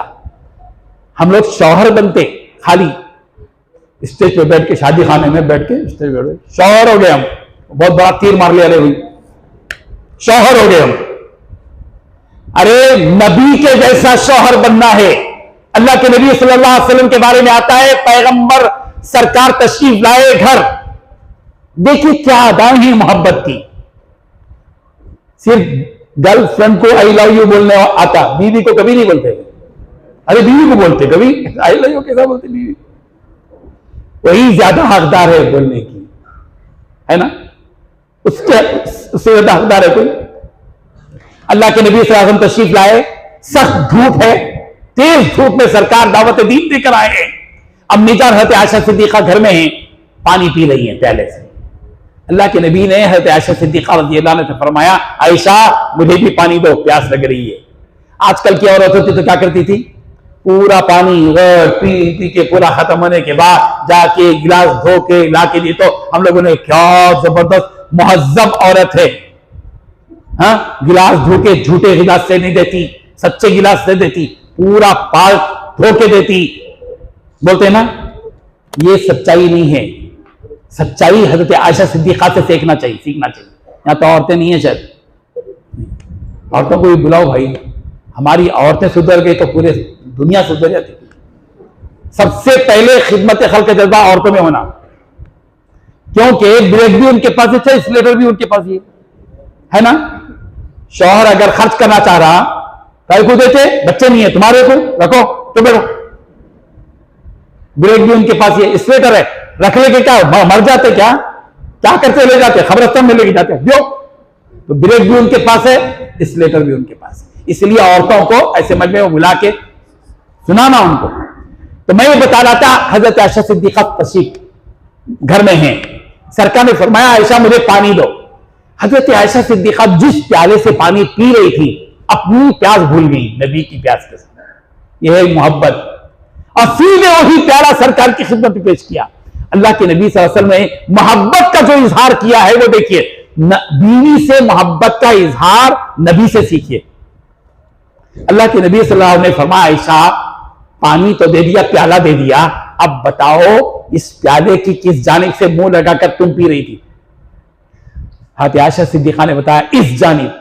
अल्लाह के नबी सल्लल्लाहु अलैहि वसल्लम ने उसी जानिब प्याले की मुंह लगाकर पानी पीकर पूरे गोकाक फर्ज के लोगों को बता दिया, बीवी की मोहब्बत शौहर के दिल में ऐसी होनी चाहिए। बात समझ में आ रही भाई? करेंगे ना इंशाल्लाह? हाँ, आज जाके प्याले ही प्याले घरों में। ये क्या भाई नया किस्सा हो गया आज बोलेंगे? हाँ, ये है मोहब्बत। हम मोहब्बत का इजहार नहीं करते। इन्हों मशरिक में, उन्होंने मगरिब में, उन्होंने वो देख रहे हैं, ये देख रहे हो, मोबाइल देख रहे हो, टीवी देख रहे। एक जमाना था, सब जो है एक फोन आया तो पूरे लोग आ जाते जमा के, किसका फोन आया? खाला का फोन आया, अरे खाला का फोन आया, सब सुनते थे। अब जो है उसके पास एक मोबाइल, उसके पास एक मोबाइल, उसके पास एक मोबाइल, बहू के पास, सास के पास, ससुर के पास, देवर के पास, साली के पास, भौनी के पास, बेटे के पास, बेटी के पास, सबके पास है। कोई किसी को देखने के लिए तैयार नहीं। मोहब्बतें कैसे आएंगी? अल्लाह के नबी सल्लल्लाहु अलैहि वसल्लम ने अपनी बीवी के साथ हक अदा किए। बीवी का, लोगों का हक नहीं अदा कर सकते जब तक कि बीवी का हक अदा नहीं करते। याद रखिए, यहां से शुरू होते हक, बीवी से शुरू होते हक। अल्लाह के नबी सल्लल्लाहु अलैहि वसल्लम हज़रत आयशा सिद्दीक़ा रज़ियल्लाहु अन्हा का इतना लिहाज रखते थे। एक मर्तबा करतब बता रहे थे लोग, करतब है ना, जैसे अब तो करतब ही खत्म हो गया, भूल गए लोग, मोबाइल में आके पूरी दुनिया भूल गए। एक जमाने में करतब दिखाते थे, तीर अंदाजी का, लठ फेरने का होता था ना, अब भी सब खत्म हो गया। एक करतब बना रहे लोग, सरकारी जो आलम के पीछे हजरत आयशा सिद्दीका की खड़ी हो गई, हमारा फतेह बोलते ना, झिड़की देना सुन्नत नहीं है। अल्लाह के नबी सल्लल्लाहु अलैहि वसल्लम ने देखा कि अम्मी जान हज़रत आयशा सिद्दीका रज़ियल्लाहु अन्हा चाह रही हैं कि वो करतब देखें। पैगंबर ने पर्दे में अपने मूंढे को दिया, हज़रत आयशा सिद्दीका के ये मुंडा दिया, हज़रत आयशा सिद्दीका ने अपनी जो है चूड़ी उस पर रखी और वो करतब पर्दे के साथ देखती रही। और रिवायतों में आता है कि अल्लाह के नबी ने उस वक्त तक अपना मुंडा नहीं हटाया जब तक कि हज़रत आयशा सैरार नहीं होगी, पूरी तरह मुतमईन नहीं होगी। ये है जिंदगी। हज़रत आयशा सिद्दीका रज़ियल्लाहु अन्हा सरकार की रनिंग रेस भी है। हाँ, हुजूर रनिंग रेस करे, होता है ना भाई एक सवाल, हाँ रनिंग रेस भी सरकार के पास, तो कल तो फिर गोकाक में तो पूरे रनिंग रेस चलेंगे। सरकार दो आलम सल्लल्लाहु अलैहि वसल्लम से हज़रत आयशा सिद्दीका रज़ियल्लाहु अन्हा ने फरमाया क्या, चलो रेस करेंगे, कौन भागते देखेंगे। ऐसा मौका आ जाए तो करो, कोई हरज नहीं है। यहां शहर में जाएंगे तो हंगामा बच जाएगा। कहीं फार्म हाउस है, रिसोर्ट है, जहां कहीं चले गए, हराम नहीं है सब। वो दूर में रहकर ऐसे काम किए जा सकते हैं जिसके जरिए से एक दूसरे की दिलदारी हो सकती है। अल्लाह के रसूल के पास वहां मौका था और रेस हुआ, दोनों दौड़े, सरकार भी दौड़ रहे हैं और हज़रत आयशा सिद्दीका भी। अब आजकल हमारे इमाम साहब, मौलाना साहब दौड़े तो पूरे लोग मौल साहब होकर दौड़ रहे हैं। अरे मौल साहब तो दौड़ना नहीं है, ये कैसा ब्रेक लगा कि कौन समझ में नहीं आता। अरे क्यों, एक मौल साहब जो है जा रहे थे साइकिल से और जो है टक्कर हो गई तो वो साहब बोले दाढ़ी रख के टक्कर मारते क्या, तो ना बोले दाढ़ी में ब्रेक है क्या, बोले अरे दाढ़ी में ब्रेक थोड़ी रहता, मौल साहब में तो कुछ भी नहीं करना। अजीब किस्सा है लोगों का। अभी मैं शोलापुर गया था, शोलापुर जो है तो मेरी आलिया के साथ गया था, और वो गांव के लोग आके छोड़ दिए, मैं उनको मना, हमको जाना है बस से, तो हम दोनों बंडी पे बैठ गए। अब जो जलसे से जा रहे तो आके खड़े होके पूछ रहे हैं, अरे खड़े पूछने क्या, कहीं को भी ब्रेक लगा रहे, भाई मौका है, बस के इंतजार में थे, हम बैठ गए, कोई हरज नहीं है उसमें। तो अल्लाह के नबी सल्लल्लाहु अलैहि वसल्लम जो है रेस कर रहे हैं, हज़रत आयशा सिद्दीका भी दौड़ रही हैं, सरकार भी, मगर चूंकि हज़रत आयशा सिद्दीका रज़ियल्लाहु अन्हा थोड़ी सी दुबली पड़ी थी तो आगे हो गई। सरकार से कहा कि मैं जीत गई। अल्लाह के रसूल ने वो मुबारकबाद दी, खुशी का इज़हार किया। ऐसा नहीं, हाँ मैं नबी हूं और शौहर दो है मेरे साथ और तुम मेरे से आगे जाते नहीं, ये ऐसे उल्टे सीधे ढकोसले नहीं करना बीवी के साथ, है ना, गलत है, रोब नहीं जमाना। अल्लाह के प्यारे पैगंबर सल्लल्लाहु अलैहि वसल्लम ने मुबारकबाद दी। फिर एक मुद्दत हुई, हज़रत आयशा सिद्दीका थोड़ा सा मोटी हो गई। हुजूर साहब ने हज़रत आयशा सिद्दीका से कहा, आयशा चलो जरा रेस करेंगे। दोनों ने फिर रेस की, सरकार आगे हो गए, हज़रत आयशा सिद्दीका पीछे हो गई। तो अल्लाह के नबी ने हज़रत आयशा सिद्दीका से कहा, ये उसका बदला है, मजाक मिजाह करना चाहिए, मिजाज मालूम ना, मिजाह करना चाहिए। हुजूर हम लोग खामखा खुश्क हो जाते हैं, लोगों से ताल्लुक तोड़ लेते हैं, ऐसा करते सबके सामने बैठे तस्बीह पढ़ लेती है, ऐसा बताते कि इनके जैसा बुजुर्ग कोई नहीं है। भाई सबके साथ बैठे तो सबसे बातें करो, मोहब्बत की बात, ये सुन्नत है। अल्लाह के नबी सल्लल्लाहु अलैहि वसल्लम ने कभी ऐसा तकवा नहीं बगाड़ा जिसने सबके साथ बैठे हुए और सबसे ताल्लुक तोड़ के बैठे हुए नहीं। जो जिस मकाम पर जो काम करना है वो काम करो। हुजूर सल्लल्लाहु अलैहि वसल्लम मिजाज थी, खुश मिजाजी, खुश मिजाज रहो, मुक्के सुक्के मत रहो। ये सुन्नत नहीं है, सुन्नत का मजाक है, इस्लाम का गलत तारुफ पेश कर रहे हैं। नबी का तरीका नहीं है ये, बल्कि नबी का तरीका है सबके साथ मिल बैठो, बात करो, खुशी से बात करो। आजकल हमारे पास क्या है, दामाद ससुरे, तो दामाद घर के अंदर गया तो ससुरा बाहर चल जाता, ससुरा अंदर है तो दामाद बाहर चल जाता। ऐसा कौन सा रिश्ता है, समझ में नहीं आता। ये पाकीज़ा रिश्ता, ये कहां से आया रिश्ता? ये अंदर गए तो बाहर जाने का, बाहर गए तो, अरे ससुरा बाप है, दामाद बेटा है, वही है। सरकार हजरत अली रज़ियल्लाहु अन्हु के साथ कैसे मिज़ाह कर रहे हैं, अल्लाह अकबर। एक मरतबा हजरत अली रज़ियल्लाहु अन्हु को देखा घर में नहीं है। फातिमा से पूछा क्या हुआ फातिमा, कहां है अली? नहीं, जरा रुस के चले गए जाके देखा तो मिट्टी रेती के ऊपर सोए हुए हैं बैठे। हुजूर सल्लल्लाहु अलैहि वसल्लम सीधे गए और हजरत अली रज़ी अल्लाह अन्हु से कहा, अरे या अबा तुराब, ऐ मिट्टी के बाबा मिट्टी पे सोए हुए थे ना, तो मिट्टी के बाप। हमेशा के लिए हजरत अली को वो जुमला इतना पसंद आया, उनके नाम का जुज बन गया, अबू तुराब। अल्लाह अकबर। सरकार इस तरह मिजाज भी करते थे। एक मर्तबा हजरत अली रज़ी अल्लाह अन्हु से के साथ खजूर खा रहे हैं सरकार, इन्हें भी खजूर खा रहे हैं, उन्हें भी खजूर खा रहे हैं। कौन? दामाद भी ससुरे, दोनों बैठ के खजूर खा रहे हैं।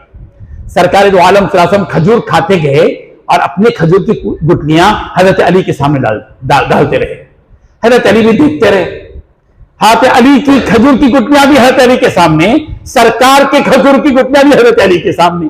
सरकार के सामने तो कुछ भी नहीं। प्यारे पैगंबर ने मिजाज फरमाया, अली कितने पेटू हैं तुम, इतने खजूर खा गए? कितने पेटू है, इतने खजूर खा गए? हजरत अली ने भी मिजाज फरमाया, जवाब दिया, अल्लाह के रसूल, मैं तो खजूर खाते गुठलियां छोड़ दिया, अब गुठलियों के साथ खजूर खा गए। कितना प्यारा मजाक है।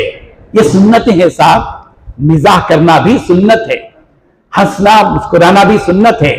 अल-कलिमतु तय्यबतु सदका, अच्छी बात बोलना भी सदका है। अच्छी बात बोलो। आज हम अच्छी बात बोलते क्या? बोले नहीं, बोले तो ऐसा बोले पूरे फरिश्ते भाग जाना।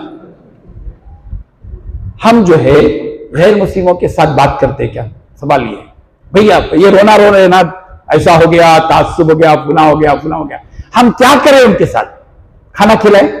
कितने लोग हैं यहां जिसमें गैर मुस्लिमों को अपने घर में बिठा के खाना खिलाते? नबी की सुन्नत नहीं है? हमारे नबी खिलाएं क्या? खाली सुन्नत ही पढ़े फजर, सिर्फ वो सुन्नत पढ़ते रहे जिंदगी भर। अल्लाह के नबी सल्लल्लाहु अलैहि वसल्लम ने रात में एक भूखे आदमी को जो गैर मुस्लिम था अपने घर में बिठाकर खाना खिलाया है। न सिर्फ खाना खिलाया बल्कि वो जब सोने की बारी हुई तो सुलाया, और जब रात में उसका पेट खराब हो गया तो बिस्तर गंदा हो गया, नबी ने अपने हाथों से उस गंदे बिस्तर को धोया। ये सुन्नतें हैं साहब।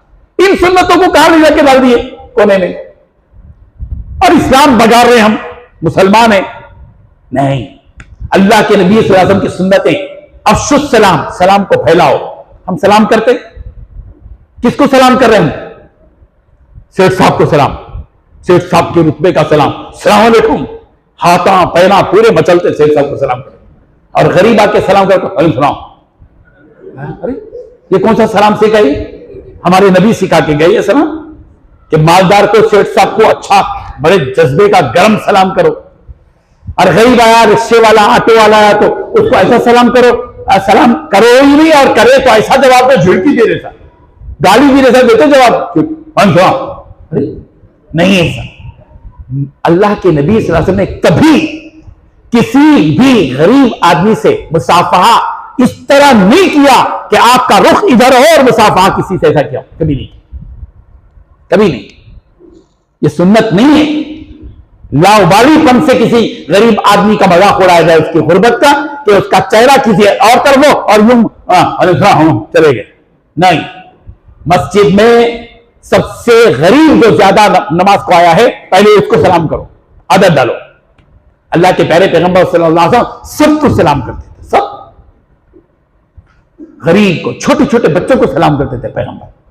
हम तो इंतजार में थे सलाम करना, बड़ा हो उन्हें सलाम करना। अरे 25 फीट कर आया, करीब हो गया, अभी भी सलाम नहीं कर, इतना करीब आया तो भी सलाम नहीं करा, तू मर रहे सलाम करके, उसका क्या इंतजार कर?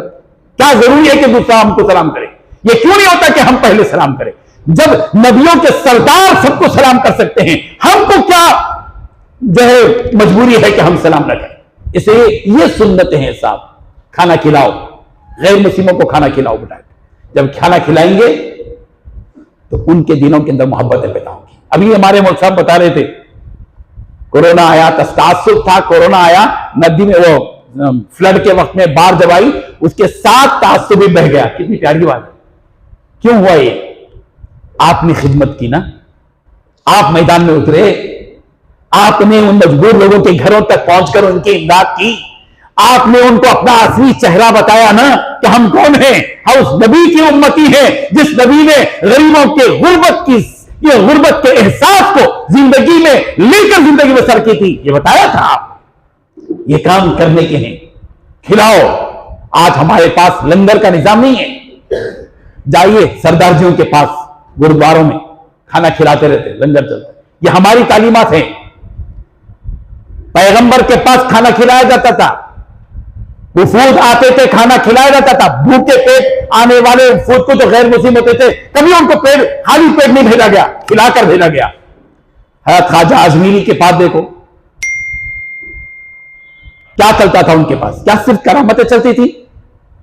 क्या सिर्फ हवा में उड़ के नमाज पढ़ के बताते थे? हजरत ख्वाजा मुईनुद्दीन चिश्ती अजमीरी रहमतुल्लाह अलैह की सबसे बड़ी करामत यह है कि वो लंगर रखकर सारे लोगों को खाना खिलाते थे। हिंदू, मुस्लिम, सिख, ईसाई, बच्चे, बड़े, मर्द, औरत, सब। हम खा के खुश होने वाले हैं और वो खिलाकर खुश होने वाले हैं। फर्क यही है हमारे। कभी खाकर खुश नहीं है वो, खिलाकर खुश है। एक मरतबा हजरत ख्वाजा मुईनुद्दीन चिश्ती अजमीरी ने कहा कि सबको खिलाओ, दावत, आम दावत, कोई बाकी ना रहे, कोई ना छूटते पाए। सारे लोग खा रहे हैं। हजरत बड़ी ऊंची जगह पर बैठकर लोगों को देख रहे हैं खाता हुआ। मर्द भी हैं, फुला भी हैं, बच्चे भी हैं, गरीब भी, अमीर भी, हिंदू भी, मुसलमान, सारे खा रहे हैं। अल्लाह अकबर। मगर देखा दूर से एक मेहतर है। मेहतर बोले तो गंदगी लेकर जाने वाला, बाल्टी ले जाते थे जमाने। दूर से गंदगी लेकर जा रहा है, दावत में शरीक नहीं है। हजरत ने मुरीदों से पूछा, उसको दावत तुमने नहीं दी? वो जो मेहतर है, हम समझते हैं वो भी कोई नाम लेने की चीज है, हम लोग तो समझते हैं ना, लेकिन इंसानियत इसको कहते हैं। हजरत ख्वाजा अजमीरी ने कहा कि बुला लाओ उसको। मुरीद गए, उसको बुलाया, उसके हाथ गंदे थे। कांपते कांपते हजरत की खिदमत में आया। हजरत ने देखा कि उसके हाथ इस काबिल नहीं है कि वो खा सके। हजरत ने बाजू बिठाकर अपने हाथों से उसको खिलाया। वो खा रहा था, उसकी आंखों से आंसू बह रहे थे। खाना जब खा चुका, उस अजीब आदमी ने क्या उसके दिल में बीती समझ में नहीं आया। उसके दिल में इतना असर हुआ, उसने हजरत से एक जुमला कहा, बस, हजरत हाथों से खाना खिलाकर पेट तो भर दिया, जबान से कलीमा पढ़ाकर मेरे दिल को ईमान से भर दिया। हजरत ने कलीमा पढ़ाया, दीन इस्लाम में दाखिल हो गया। ये काम हम कर रहे हैं। हमारे पास तो कोई गैर मुस्लिम आके चाय पी के गया तो हमारी बीवी पूछती ना, कितने मरतबा धोना है ना, कितने मरतबा धोना, जितने मरतबा तेरा शौहर क्या का कब धोए ना, उतने ही मरतबा धोना है। कोई स्पेशल अलग धोना नहीं है। मुफ्ती साहब से पूछ ले, तो कुछ भी नहीं है। यह हव्वा खड़ा करके रखा गया। हम इनसे करीब हों। ये जितना मजमा है, आज से टारगेट बनाओ, 10-10 गैर मुस्लिमों से हम दोस्ती करेंगे। चाय पिलाकर, पानी पिलाकर, खाना खिलाकर, अच्छा रवैया करके, उसको सच बोल के, उसके साथ अमानतदारी का मामला करके, उसके साथ बेहतरीन कारोबार करके, उसके अच्छे ग्राहक बनकर, उसके अच्छे कारोबारी बनकर, उसके अच्छे दुकानदार बनकर, उसके साथ अच्छा कारोबार करके साल 1.5 साल मेहनत करो। खुदा की कसम 10 में 1 पे ईमान लाएगा। हमारे पास इतना बड़ा मौका है। हमारा मुल्क एक मैदान है दीन की दावत का, मगर अखलाक की जरूरत है, उस किरदार की जरूरत है जो किरदार नबी करीम हजरत मोहम्मद मुस्तफा सल्लल्लाहु अलैहि वसल्लम ने किया। आज भी अगर मुसलमान उठकर खड़े हो जाए, मुसलमान खड़ा हो जाए, हमदर्दी की बेस पर, इंसानियत की बुनियाद पर गैर मुस्लिमों के साथ भी वो सलूक करे जो अपने रिश्तेदारों और अपनों के साथ करते हैं, याद रखिए नक्शा बदल जाएगा। और ये पागलों का जो मिशन है वो तबाह व ताराज हो जाएगा। और वही किस्सा याद करो, जिस जगह तुम बैठे हुए हो मैं बैठूंगा, जिस जगह मैं खड़ा हुआ हूं तुम खड़े होगे। वही दौर आएगा एक दिन, इंशाअल्लाह जिस जगह वो है हम रहेंगे, इंशाअल्लाह। दूर नहीं। क्या अल्लाह के, क्या हम लोग अपनी कमजोरी के एतबार से सोचते हैं, रब की ताकत के एतबार से नहीं सोचते? वमा ज़ालिका अलल्लाहि बिअज़ीज़, अल्लाह के लिए काम मुश्किल नहीं है क्या? क्या एक अल्लाह के लिए काम मुश्किल है? सवाल ही पैदा नहीं होता। तिलकल अय्याम नुदाविलुहा बैन नास, दिन है जिनको अल्लाह ताला उलट पलट कर देंगे। इसलिए इन गैर मुस्लिमों के साथ खामोश अंदाज में अच्छा बर्ताव करो। मौके हुए आप ट्रेन में सफर करते, आप 10 घंटे बैठते हैं गैर मुस्लिम के साथ। कितने घंटे बैठते सर? 5 घंटे, 10 घंटे बैठते। बाजू बैठा हमारी सीट में, दिन का वक्त है, शाम का वक्त है, एक बूढ़ा बूढ़ी आए, उनकी सीट जो है अपर क्लास में है, हम लोअर क्लास में नीचे बैठे हुए, हमारा रिजर्वेशन नीचे है। हमको मालूम है वो 70 साल का बूढ़ा परेशान है अभी से, मगरिब से ही, मैं सोऊंगा कैसा, ऊपर चढ़ूंगा कैसा। यहां है आपका काम, आप साफ तौर पर एक जुमला बोल रहे हैं, घबराने की जरूरत नहीं साहब, आप नीचे सोएंगे मैं ऊपर सोऊंगा। आपकी जो छवि है ना, उसका इमेज उसके दिल में मरने तक बैठ जाएंगे इंशाअल्लाह। ये क्या मुसलमान है साहब, ये ऐसे लोग रहते हैं। झटके में बोल दिया वो बेचारा आदमी कि आप ऊपर नहीं सोएंगे, नीचे सोएंगे, मैं ऊपर सोऊंगा। ये है अखलाक, ये किरदार। हमारा मामला यह कि हम गैर मुस्लिम बैठा हुआ है, हम लोग क्या करते मालूम? गैर मुस्लिम हमारे साथ बैठा हुआ है, हमारे बर्थ में है, हमारे साथ है, हमारी बोगी में है। चाय वाला आता, चाय चाय, हाँ चाय दो, एक दो, चाय लिए पी लिए, पानी आया समझे ना, मुरमुरे आए ले लिए पी लिए, कोल्ड ड्रिंक से पिए। एक जुमला उस गैर मुस्लिम से, साहब में 2 चाय दो, बोला उसको, एक चाय, अरे 2 क्यों ले, आप पीना मेरे साथ, जब तक आप नहीं पीएंगे मैं नहीं पीता, ले जा रहे भाई नको चाय। मोहब्बत के इज़हार के मौके हैं ये, प्यारे मौके अल्लाह दिए हैं। 10 घंटे अल्लाह तबारक व तआला ने वल जारिल जुनुब कहा कुरान मजीद में, तुम्हारा बाजू का साथी, बाजू का पड़ोसी वो कौन है? तो 10 घंटे 5 घंटे आपके साथ रहता है, उसका तज़किरा है ये।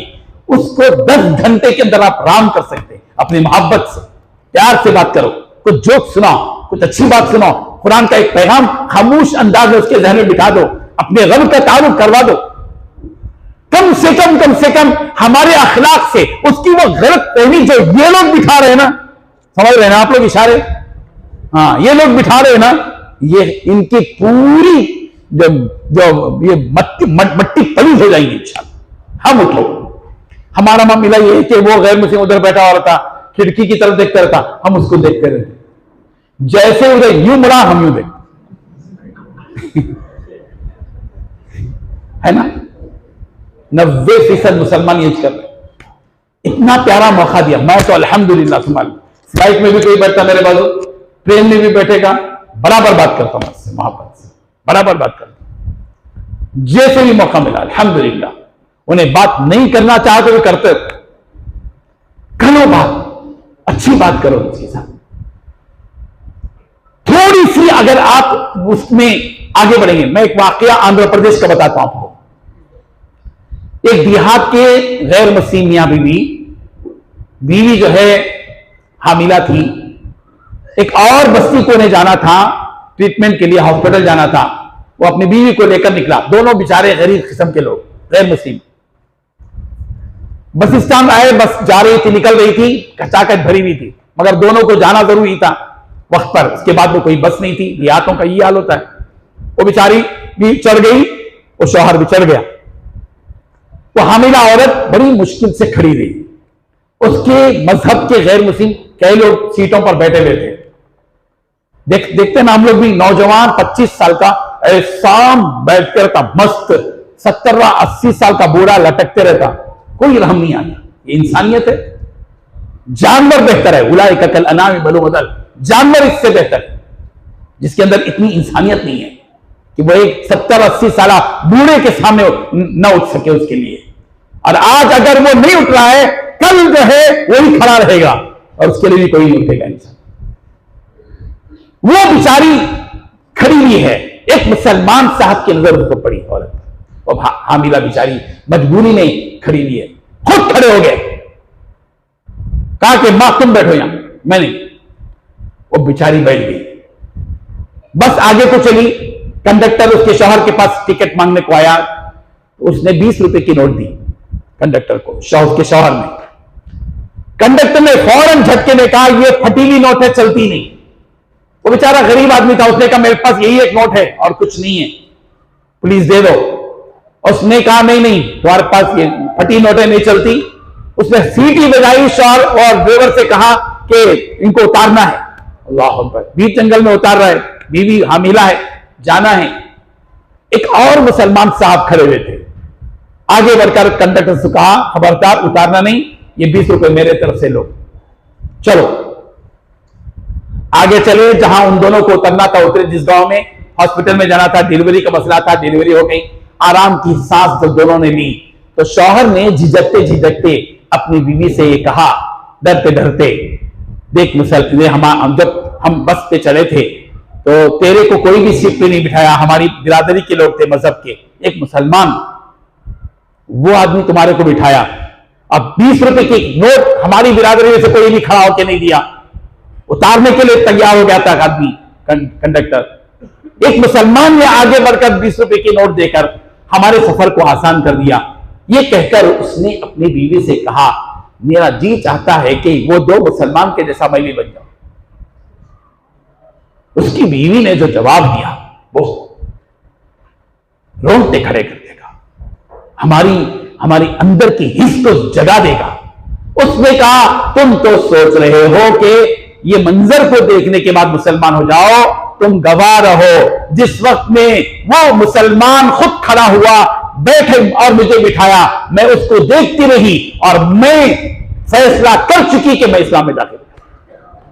20 रुपए की एक नोट, 2 घंटे की एक सीट एक खानदान को मुसलमान बना सकती है। हमारे अंदर नहीं है वो गुण, हमने नहीं सीखा।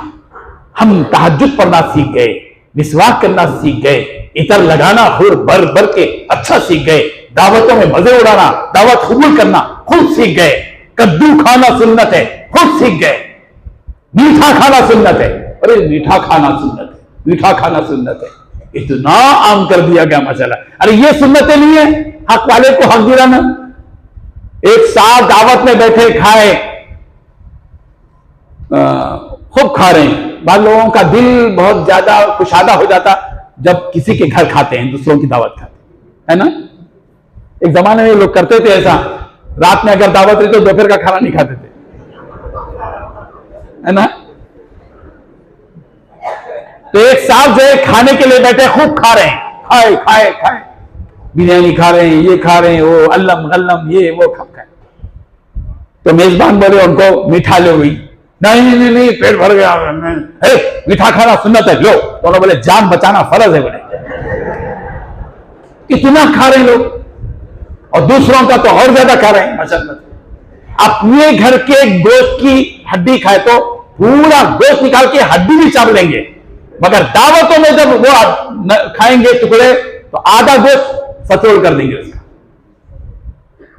नबी ने हम सबको सिखाया है खिदमत खल्क, एक दूसरे का लिहाज रखना, खाना खिलाना, पानी पिलाना, बीमारों की इयादत करना।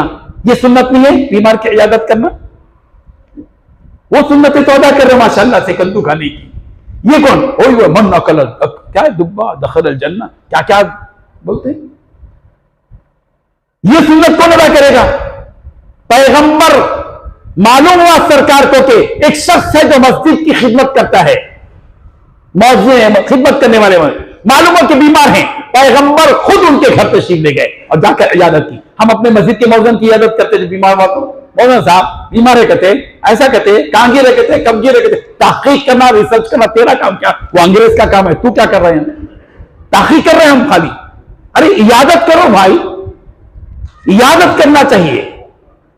तहकीक करके कर लेगा, कहां गिरे कहते, कब गिरे कहते, कौन सी गाड़ी थी कहते, गाड़ी का नंबर मिला कहते, क्या पकड़े कहते, क्या? अरे तेरे को क्या पकड़ने करे? ये सुन्नत को पकड़ना भाई, जाओ इजाजत करो। हम करते मस्जिद की इजाजत नहीं करते। बड़े लोग बीमार होते ही भागते, 70 किलोमीटर तक जाकर इजाजत करते। सेठ साहब अगर बीमार हुए तो, बीमार पड़ोस में है, घर के बाजू है, महीने से पड़ा हुआ है, हम उसकी इजाजत नहीं करते। हम माल की इजाजत करते हैं, बीमार की इजाजत नहीं करते। हाँ, अल्लाह के नबी सल्लल्लाहु अलैहि वसल्लम उस मुअज्जिन के पास, वो जो खादिम मस्जिद थे, उनके घर जाकर उनकी खिदमत की, इजाजत की। एक बच्चा सरकार की खिदमत में आता था, मगर था यहूदी बच्चा, घर में खिदमत करता था सरकार के आगे, अल्लाह के रसूल की खिदमत करता था, और पैगंबर बड़ी मोहब्बत से उसके साथ रवैया कर। आजकल हमारा क्या बच्चा है, हमारी मस्जिद के पास कोई गैर मुस्लिम बच्चा आके खेलता रहा तो क्या करते हैं हम लोग? भाग ही जाता, कभी नहीं आता। कभी आता, उसको प्यार से बात करो ना, गैर मुस्लिम बच्चा मस्जिद के दरवाजे तक आ गया है, अल्लाह ने वहां तक तो तौफीक दी है, थोड़ी सी और तौफीक अल्लाह दे देगा अगर आपको और हमको ये तौफीक दे दे कि हम उस बच्चे के साथ मोहब्बत की बात करें। क्यों नहीं होता इसमें? सरकार, अल्लाह के नबी चाहते तो बोल सकते थे मैं नबी हूं, मेरा हाथ तेरे हाथ को नहीं लगना, तू यहूदी का बच्चा है, बोल सकते थे। और पैगंबर उसके साथ शफकत का बर्ताव कर रहे हैं, खिदमत कर रहा है सरकार की, यहूदी का बच्चा। सरकार को मालूम हुआ कि वो यहूदी बच्चा बीमार हो गया है, कंडीशन खराब है। अल्लाह के रसूल उस यहूदी बच्चे के घर तशरीफ ले गए, इयादत के लिए गए, और जाकर उस बच्चे के सराहने खड़े हो गए। देखा कंडीशन खराब है। नबी के दिल में ये बात आई, जो बच्चा मेरी खिदमत करता था, जिस बच्चे के जिस्म को मेरा हाथ लगाओ, वो कहीं दोजख में चला ना जाए। इसलिए बच्चे से कहा, बेटे कलीमा पढ़ लो। अब तक तो नहीं पढ़े, अब पढ़ लो कलीमा। बच्चा देख रहा है कि बाप सामने खड़ा हुआ है सरहाने, इशारे में बाप से पूछा, अब्बा जान इजाजत हो तो मैं इनका वो कलीमा पढ़ लूं। उस यहूदी ने अपने तड़पते बच्चे से कहा, अजीब अबुल कासिम की बात मान ले। जैसे ही इजाजत बच्चे को मिली, सरकार ने उसको कलीमा पढ़ाया, अशहदु अल्ला इलाहा इल्लल्लाह व अशहदु अन्ना मुहम्मदन अब्दुहु व रसूलुहु। जैसे ही सरकार ने पढ़ाया, वो यहूदी बच्चा वो कलीमा पढ़ा, और वही कलीमा उसका आखिरी लफ्ज था, उसकी रूह कब्ज हो गई। सरकार ने अपने दोनों हाथ उठाए, अल्हम्दुलिल्लाहि लज़ी अनक़ज़हु मिनन नार। तमाम तारीफ उस अल्लाह के लिए जिसने इस बच्चे को दोज़ख से बचा लिया। ईमान के साथ चला गया बच्चा। हमारी एक इयादत उसके दिल को बदल सकती है, दिल की दुनिया बदल सकती है। दिल पलटने वाली चीज है, इसको कल्ब कहते हैं। कल्ब के माने क्या? पलटना, पलटने को कहते हैं। दिल पलट सकता है, ये दोनों का भी पलट सकता है। जो बड़े हैं ना बैला, उनका भी दिल पलट सकता है। क्यों मायूस हैं हम? किसने हक दिया हमको मायूस होने का अल्लाह ताला से? क्या हम ये फैसला कर दिए? अल्लाह ने फैसला नहीं किया, हम फैसला कर दिया, उन्होंने नहीं जमते, आते नहीं, होता नहीं है। अरे क्यों? मुमकिन नहीं है, मुमकिन नहीं है, बराबर मुमकिन है। इंशाअल्लाह, इंशाअल्लाह होगा। अल्लाह के पास कोई मुश्किल है क्या? कोई मुश्किल नहीं है। इसलिए बुजुर्गों, हम सबको आज के इस इजलास में तय करके उठना है कि हम कुछ काम करेंगे इंशाअल्लाह। उन सुन्नतों को परखो जो खिदमत खल्क और हुकूकुल इबाद से मुताल्लिक हैं। क्या क्या सुन्नतें हैं, उनको लो, अमल करो।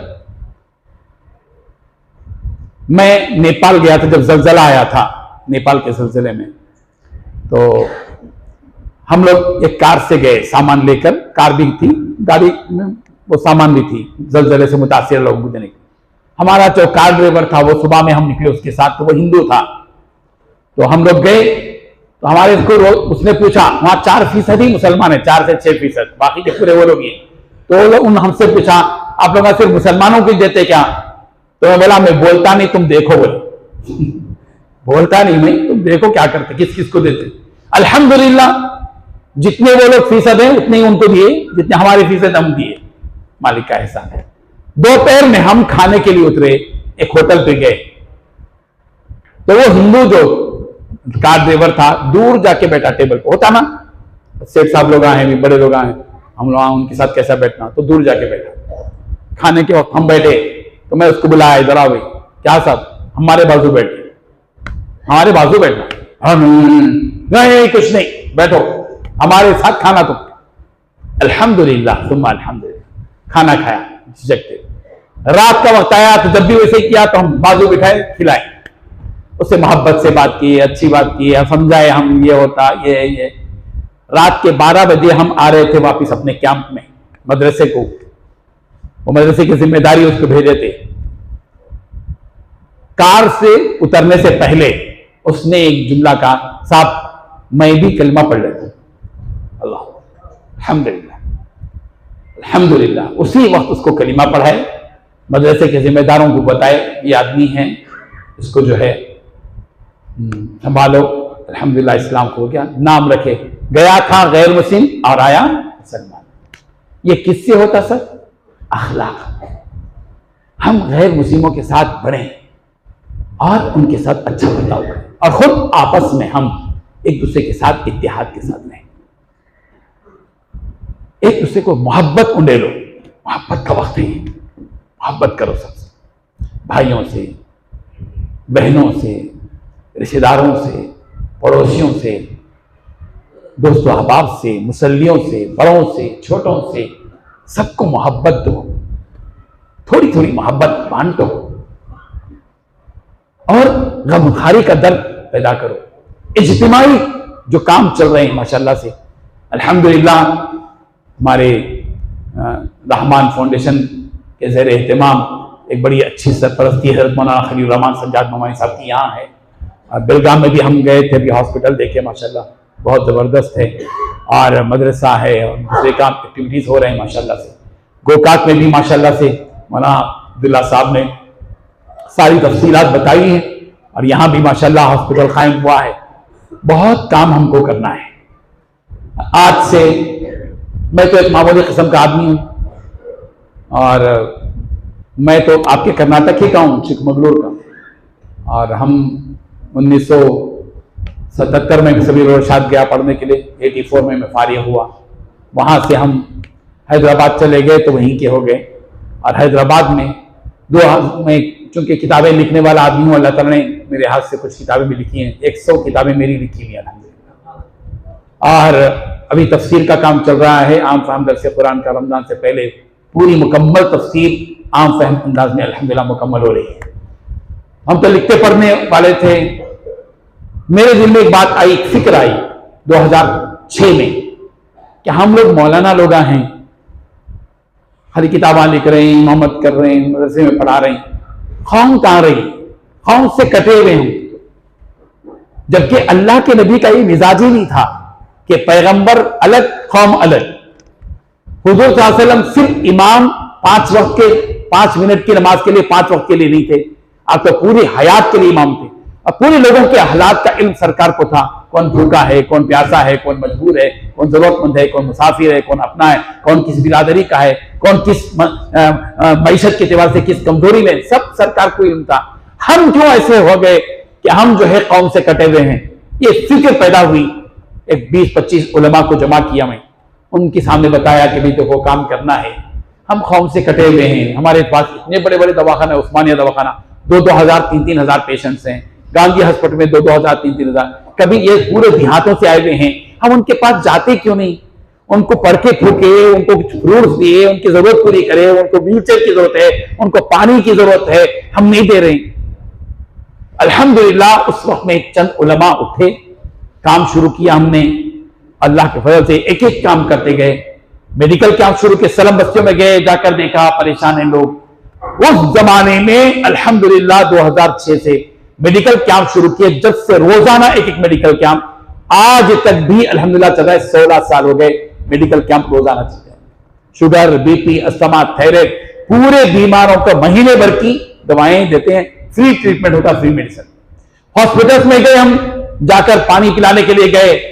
हम लोग पहली मर्तबा पानी लेकर गए, फिल्टर पानी। वहां का जो आरएमओ था, तो मैं मुसलमान ही था, मैं उससे जाके बोला साहब हम लोग पानी पिलाना चाह रहे हैं। तो हमारा इमेज कैसे बैठा हुआ है वो बताना चाह रहा हूं मैं। वो आरएमओ हमसे बोला, जाओ जी, मुसलमान कुछ भी काम करते नहीं, खाली बातें करते रहो। मैं बोला मैं 2500 फिल्टर पानी लेकर तुम्हारे गेट के पास रख के आया हूं, आप चलो, आप खुद पिलाओ। वो आया बेचारा, अब पूरा गेट के पास जमा करके रखे थे पानी, वो भी पिलाया, बहुत खुश हुआ। मगर एक जुमला जाते हुए बोल के गया, एक दिन पिलाने से क्या होता जी। तो मैं बोला अरे मैं साहब, ये जो गेट की जगह है ना, ये अगर दे दिए आप हमारे कुछ जगह, तो हम पूरा गर्मा खत्म होने तक पिला दूं। बोला उस जमाने में हमारे पास इतनी सकत नहीं थी, रोजाना 2500 रुपए का पानी पिलाना। मैं मगर उसको मैंने बोला, उसकी इमेज दिन में बैठी हुई है, तो बोला आज के बाद से रोजाना पिलाएंगे। अल्हम्दुलिल्लाह उसी वक्त इजाजत दिए, पूरा गर्मा पानी पिलाए। फिर उसके बाद सिर्फ 3 महीने का नहीं, वहां पूरा 10 लाख खर्च करके पूरा प्लान बनाने की इजाजत दी हॉस्पिटल वाले, उस्मानिया वाले। फिर ईएनटी हॉस्पिटल में, फिर शिफा दारुल शिफा में अल्हम्दुलिल्लाह 3 वाटर प्लांट्स हमारे अपने मैनेजमेंट में चलाते। इस तरह एक एक काम करते गए अल्हम्दुलिल्लाह तालीमी मैदान में, तिब्बी मैदान में, फला में। आज अल्लाह ताला ने हमसे काम लिया, हमारी कोई हैसियत नहीं थी। अल्लाह आज हैदराबाद में हमारे 200 से जायद अफराद तनख्वाह के साथ काम कर रहे हैं। 200 से जायद अफराद नहीं, जिसमें डॉक्टर्स है और डायग्नोस्टिक सेंटर्स है, माइक्रो फाइनेंस है, बेवाओं में वज़ाइफ है, यतीम बच्चे, 300 यतीम बच्चों की पूरी कफालत, पूरे डिपार्टमेंट में 200 से जायद अफराद अल्हम्दुलिल्लाह काम। और हम कुछ नहीं थे, हम बोले मौलाना लोगों को तुम लोग निकालो पहले जेब से पैसे, कौम देंगी। हम बोलते लोगों को ऊपर का हाथ नीचे के हाथ से बेहतर है, फिर हमारा हाथ कब ऊपर होना, बोला मैं निकालो जेबों से हाथ। सबसे पहले सफा बैतुल माल में मौलाना लोगों का पैसा निकला, और आज सफा बैतुल माल का सालाना बजट 25 करोड़ रुपए। अल्लाह का फजल है, काम ले रहे हैं अल्लाह का। काम लेकर उठिए, साथ दीजिए, एक दूसरे का साथ दीजिए। जो भी देखिए, काम एक नहीं है दीन में, एक ही काम को हम समझे कि वही एक काम है, नहीं, यही एक काम नहीं होता, ये भी एक काम है। कई शोबे हैं, तज़किया है, खानखाई निजाम है, मदरसों का निजाम है, दावत व तबलीग का निजाम है, खिदमत खल्क का निजाम है। सब लोग सारे कामों को अपना काम समझें। ये मेरा काम है, वो तेरा काम। क्यों होता तेरा काम? वो भी नबी का काम है, ये भी नबी का काम, ये भी नबी का काम। तो तेरा मेरा काम कहां से आ गया? ये भी नबी का काम। दावत व तबलीग में जो काम कर रहे हैं वो भी नबी का काम है। खिदमत खल्क में जो काम करें वो भी नबी का काम है। मदरसों में बैठ के जो क़ाल अल्लाह और क़ाल रसूल की ज़दाएं बुलंद कर रहे हैं, बहुत बड़ा काम है, वो भी नबी का काम है। जो इमामत का फरीज़ा अंजाम दे रहे हैं वो भी नबी का काम है। जितने भी काम हैं वो सारे दीन के काम हैं। सिर्फ ये एक है, ये निकालो दिमागों से, सारे कामों में सपोर्ट करो और बड़ी नियत रखो, अल्लाह बड़ा काम देगा इंशाअल्लाह। बड़ी नियत रखो, ऊंची नियत रखो। छोटे छोटे काम अल्लाह से नहीं मांगना। अल्लाह ताला से चीफ मिनिस्टर के पास जाके 2 रुपए थोड़ी मांगेंगे। वे चीफ मिनिस्टर के पास 10 रुपए के लिए कोई गया क्या? बड़ा प्रोजेक्ट लेके जाते, क्यों? चीफ मिनिस्टर के पास जाना है, वर्क लेकर जाते हैं, ये प्रोजेक्ट है 10 करोड़ का, ऐसा बोलता। ये चीफ मिनिस्टर के से 10 करोड़ की बात करे, उससे कितने की बात करना? बोले भाई, उनसे जमीन, आसमान, चांद, सूरज, सितारे, सैयारे, पहाड़, समंदर, जमादात, नबातात, हैवानात, जमादात, हवा, आग, मिट्टी, पानी, सारों का खालिक और मालिक, जिसके पास खजाने ही खजाने हैं, उसके पास 100 रुपए थोड़ी मांगेंगे। नहीं, ये अल्लाह ताला की तौहीद हो जाएंगी। बड़ी चीज मांगो, और मिल्लत के लिए मांग रहे तो आप जो है हरीस नहीं है, कौम के लिए मांग रहे हैं, बड़ी नियत से उठो इंशाअल्लाह। गोका की ये सरजमीन के ये जियाले नौजवान, ये उलमा उठे हुए हैं, आप इनका साथ दीजिए। एक हॉस्पिटल ही नहीं, इसके जैसे और कई इंशाअल्लाह मुख्तलिफ डिपार्टमेंट्स में के क्लिनिक्स और हॉस्पिटल होंगे इंशाअल्लाह। बड़ी खुशी हुई माशाअल्लाह, यहाँ हॉस्पिटल का निजाम भी कायम किया गया है, और इसमें आप इसके रुकन बनिए, इसके कार्ड होल्डर बनिए, और आपके जरिए से दूसरों को कार्ड बना के दीजिए लोगों को, और इस स्कीम में आगे बढ़िए इंशाअल्लाह। और ऐसे जितने भी काम, जब भी काम लेकर उठे नौजवान, इनका साथ दीजिए। कभी भी किसी भी काम को ये मेरा काम नहीं मत समझो, ये मेरा काम, ये दूसरे का काम नहीं, ये मौलाना का काम नहीं है, ये आपका भी काम है, मौलाना का भी काम है। इनके रफ़क़ा हैं माशाअल्लाह, अपने रफ़क़ाए किराम को, अपने आबान और अंसार को लेकर एक उठे हुए हैं, एक जज्बे के साथ माशाअल्लाह। ये हैदराबाद तशरीफ लाए थे, सारे निजाम को देखा, अल्हम्दुलिल्लाह पूरे निजाम के साथ उठिए। आप क्या नहीं कर सकते, आपके घरों के अंदर जो बेकार सामान है वो देकर भी आप अल्हम्दुलिल्लाह ये काम कर सकते हैं। हैदराबाद में हमारे पास अल्हम्दुलिल्लाह 20 गाड़ियां ऐसी हैं, टाटा एस और बड़ी जो डीसीएम है, और 20 गाड़ियों में 100 आदमी काम करते हैं जो स्क्रैप शुरू करते हैं। लोहा, प्लास्टिक, फ्रिज, एयर कूलर, गाड़ियां, साइकिल, ये वो अमका डमका अल्लम गलम सब वसूल करते हैं। जूते तक आते हैं हमारे पास, डोला भी आगे आता है। बहुत डोला में समझते हैं, उठाते हैं 4 कंधे, वो भी आ गया था। हर चीज आती, कोई चीज नहीं आती बल्कि नहीं, टनों से आती है अल्हम्दुलिल्लाह। हर महीना 60-70 टन कपड़ा आता, 60-70 टन रद्दी आती, प्लास्टिक, लोहा, सब 100 आदमी उसमें काम करें। सबसे बड़ा फायदा, जब हम ये शुरू किए थे हमारे को दीवाना हो गया बोले लोग, कौन देता, कितने दिन देंगे, 5 महीने देते तो घरा खाली हो जाते, फिर क्या मिलता, ऐसी बातें करें। आज हमारा हाल ये है कि रोजाना जितने फोन आते, 150 फोन, वो हम आज कवर नहीं कर सकते। अभी परसों 8 दिन का टाइम दे रहे हैं हम, 8 दिन के बाद आएंगे आपके पास। इतना फुल है, 100 आदमी काम कर रहे हैं। माहाना 25 लाख रुपए का स्क्रैप हमको वसूल होता था। कितना फायदा होगा, कितने गरीबों का फायदा होगा, कितने बीमारों की दुआएं मिलेंगी, कितने बेवाओं की जो है दुआएं मिलेंगी, कितने यतीमों की जिंदगी बनेगी। अल्हम्दुलिल्लाह यही पैसा है, इसी से निकाल कर यतीमों की कफालत करते हैं, बेवाओं को वजीफा देते हैं, माजूरों की मदद करते हैं, बीमारों का इलाज करते हैं, जरूरतमंदों की जरूरत पूरी करते हैं। ये काम करो। वो कहा कि इस सरजमीन में एक बड़ा काम होना चाहिए और इसमें आप तमाम का भरपूर ताउन होना चाहिए। मैं पूरी उम्मीद के साथ कि आप लोग इस जानिब पूरी तवज्जो करेंगे। काफी वक्त आपका ले लिया गया है माशाल्लाह से। अब मैं अपनी बात को खत्म करता हूं और उम्मीद करता हूं कि इंशाअल्लाह गोका की सरजमीन में साल ब साल इस काम में तरक्की होती रहेगी और यहाँ के अहबाब इस काम में भरपूर हिस्सा लेंगे। अल्लाह ताला अमल की तौफीक अता फरमाए। व आखिरु दावाना अल्हम्दुलिल्लाहि रब्बिल आलमीन।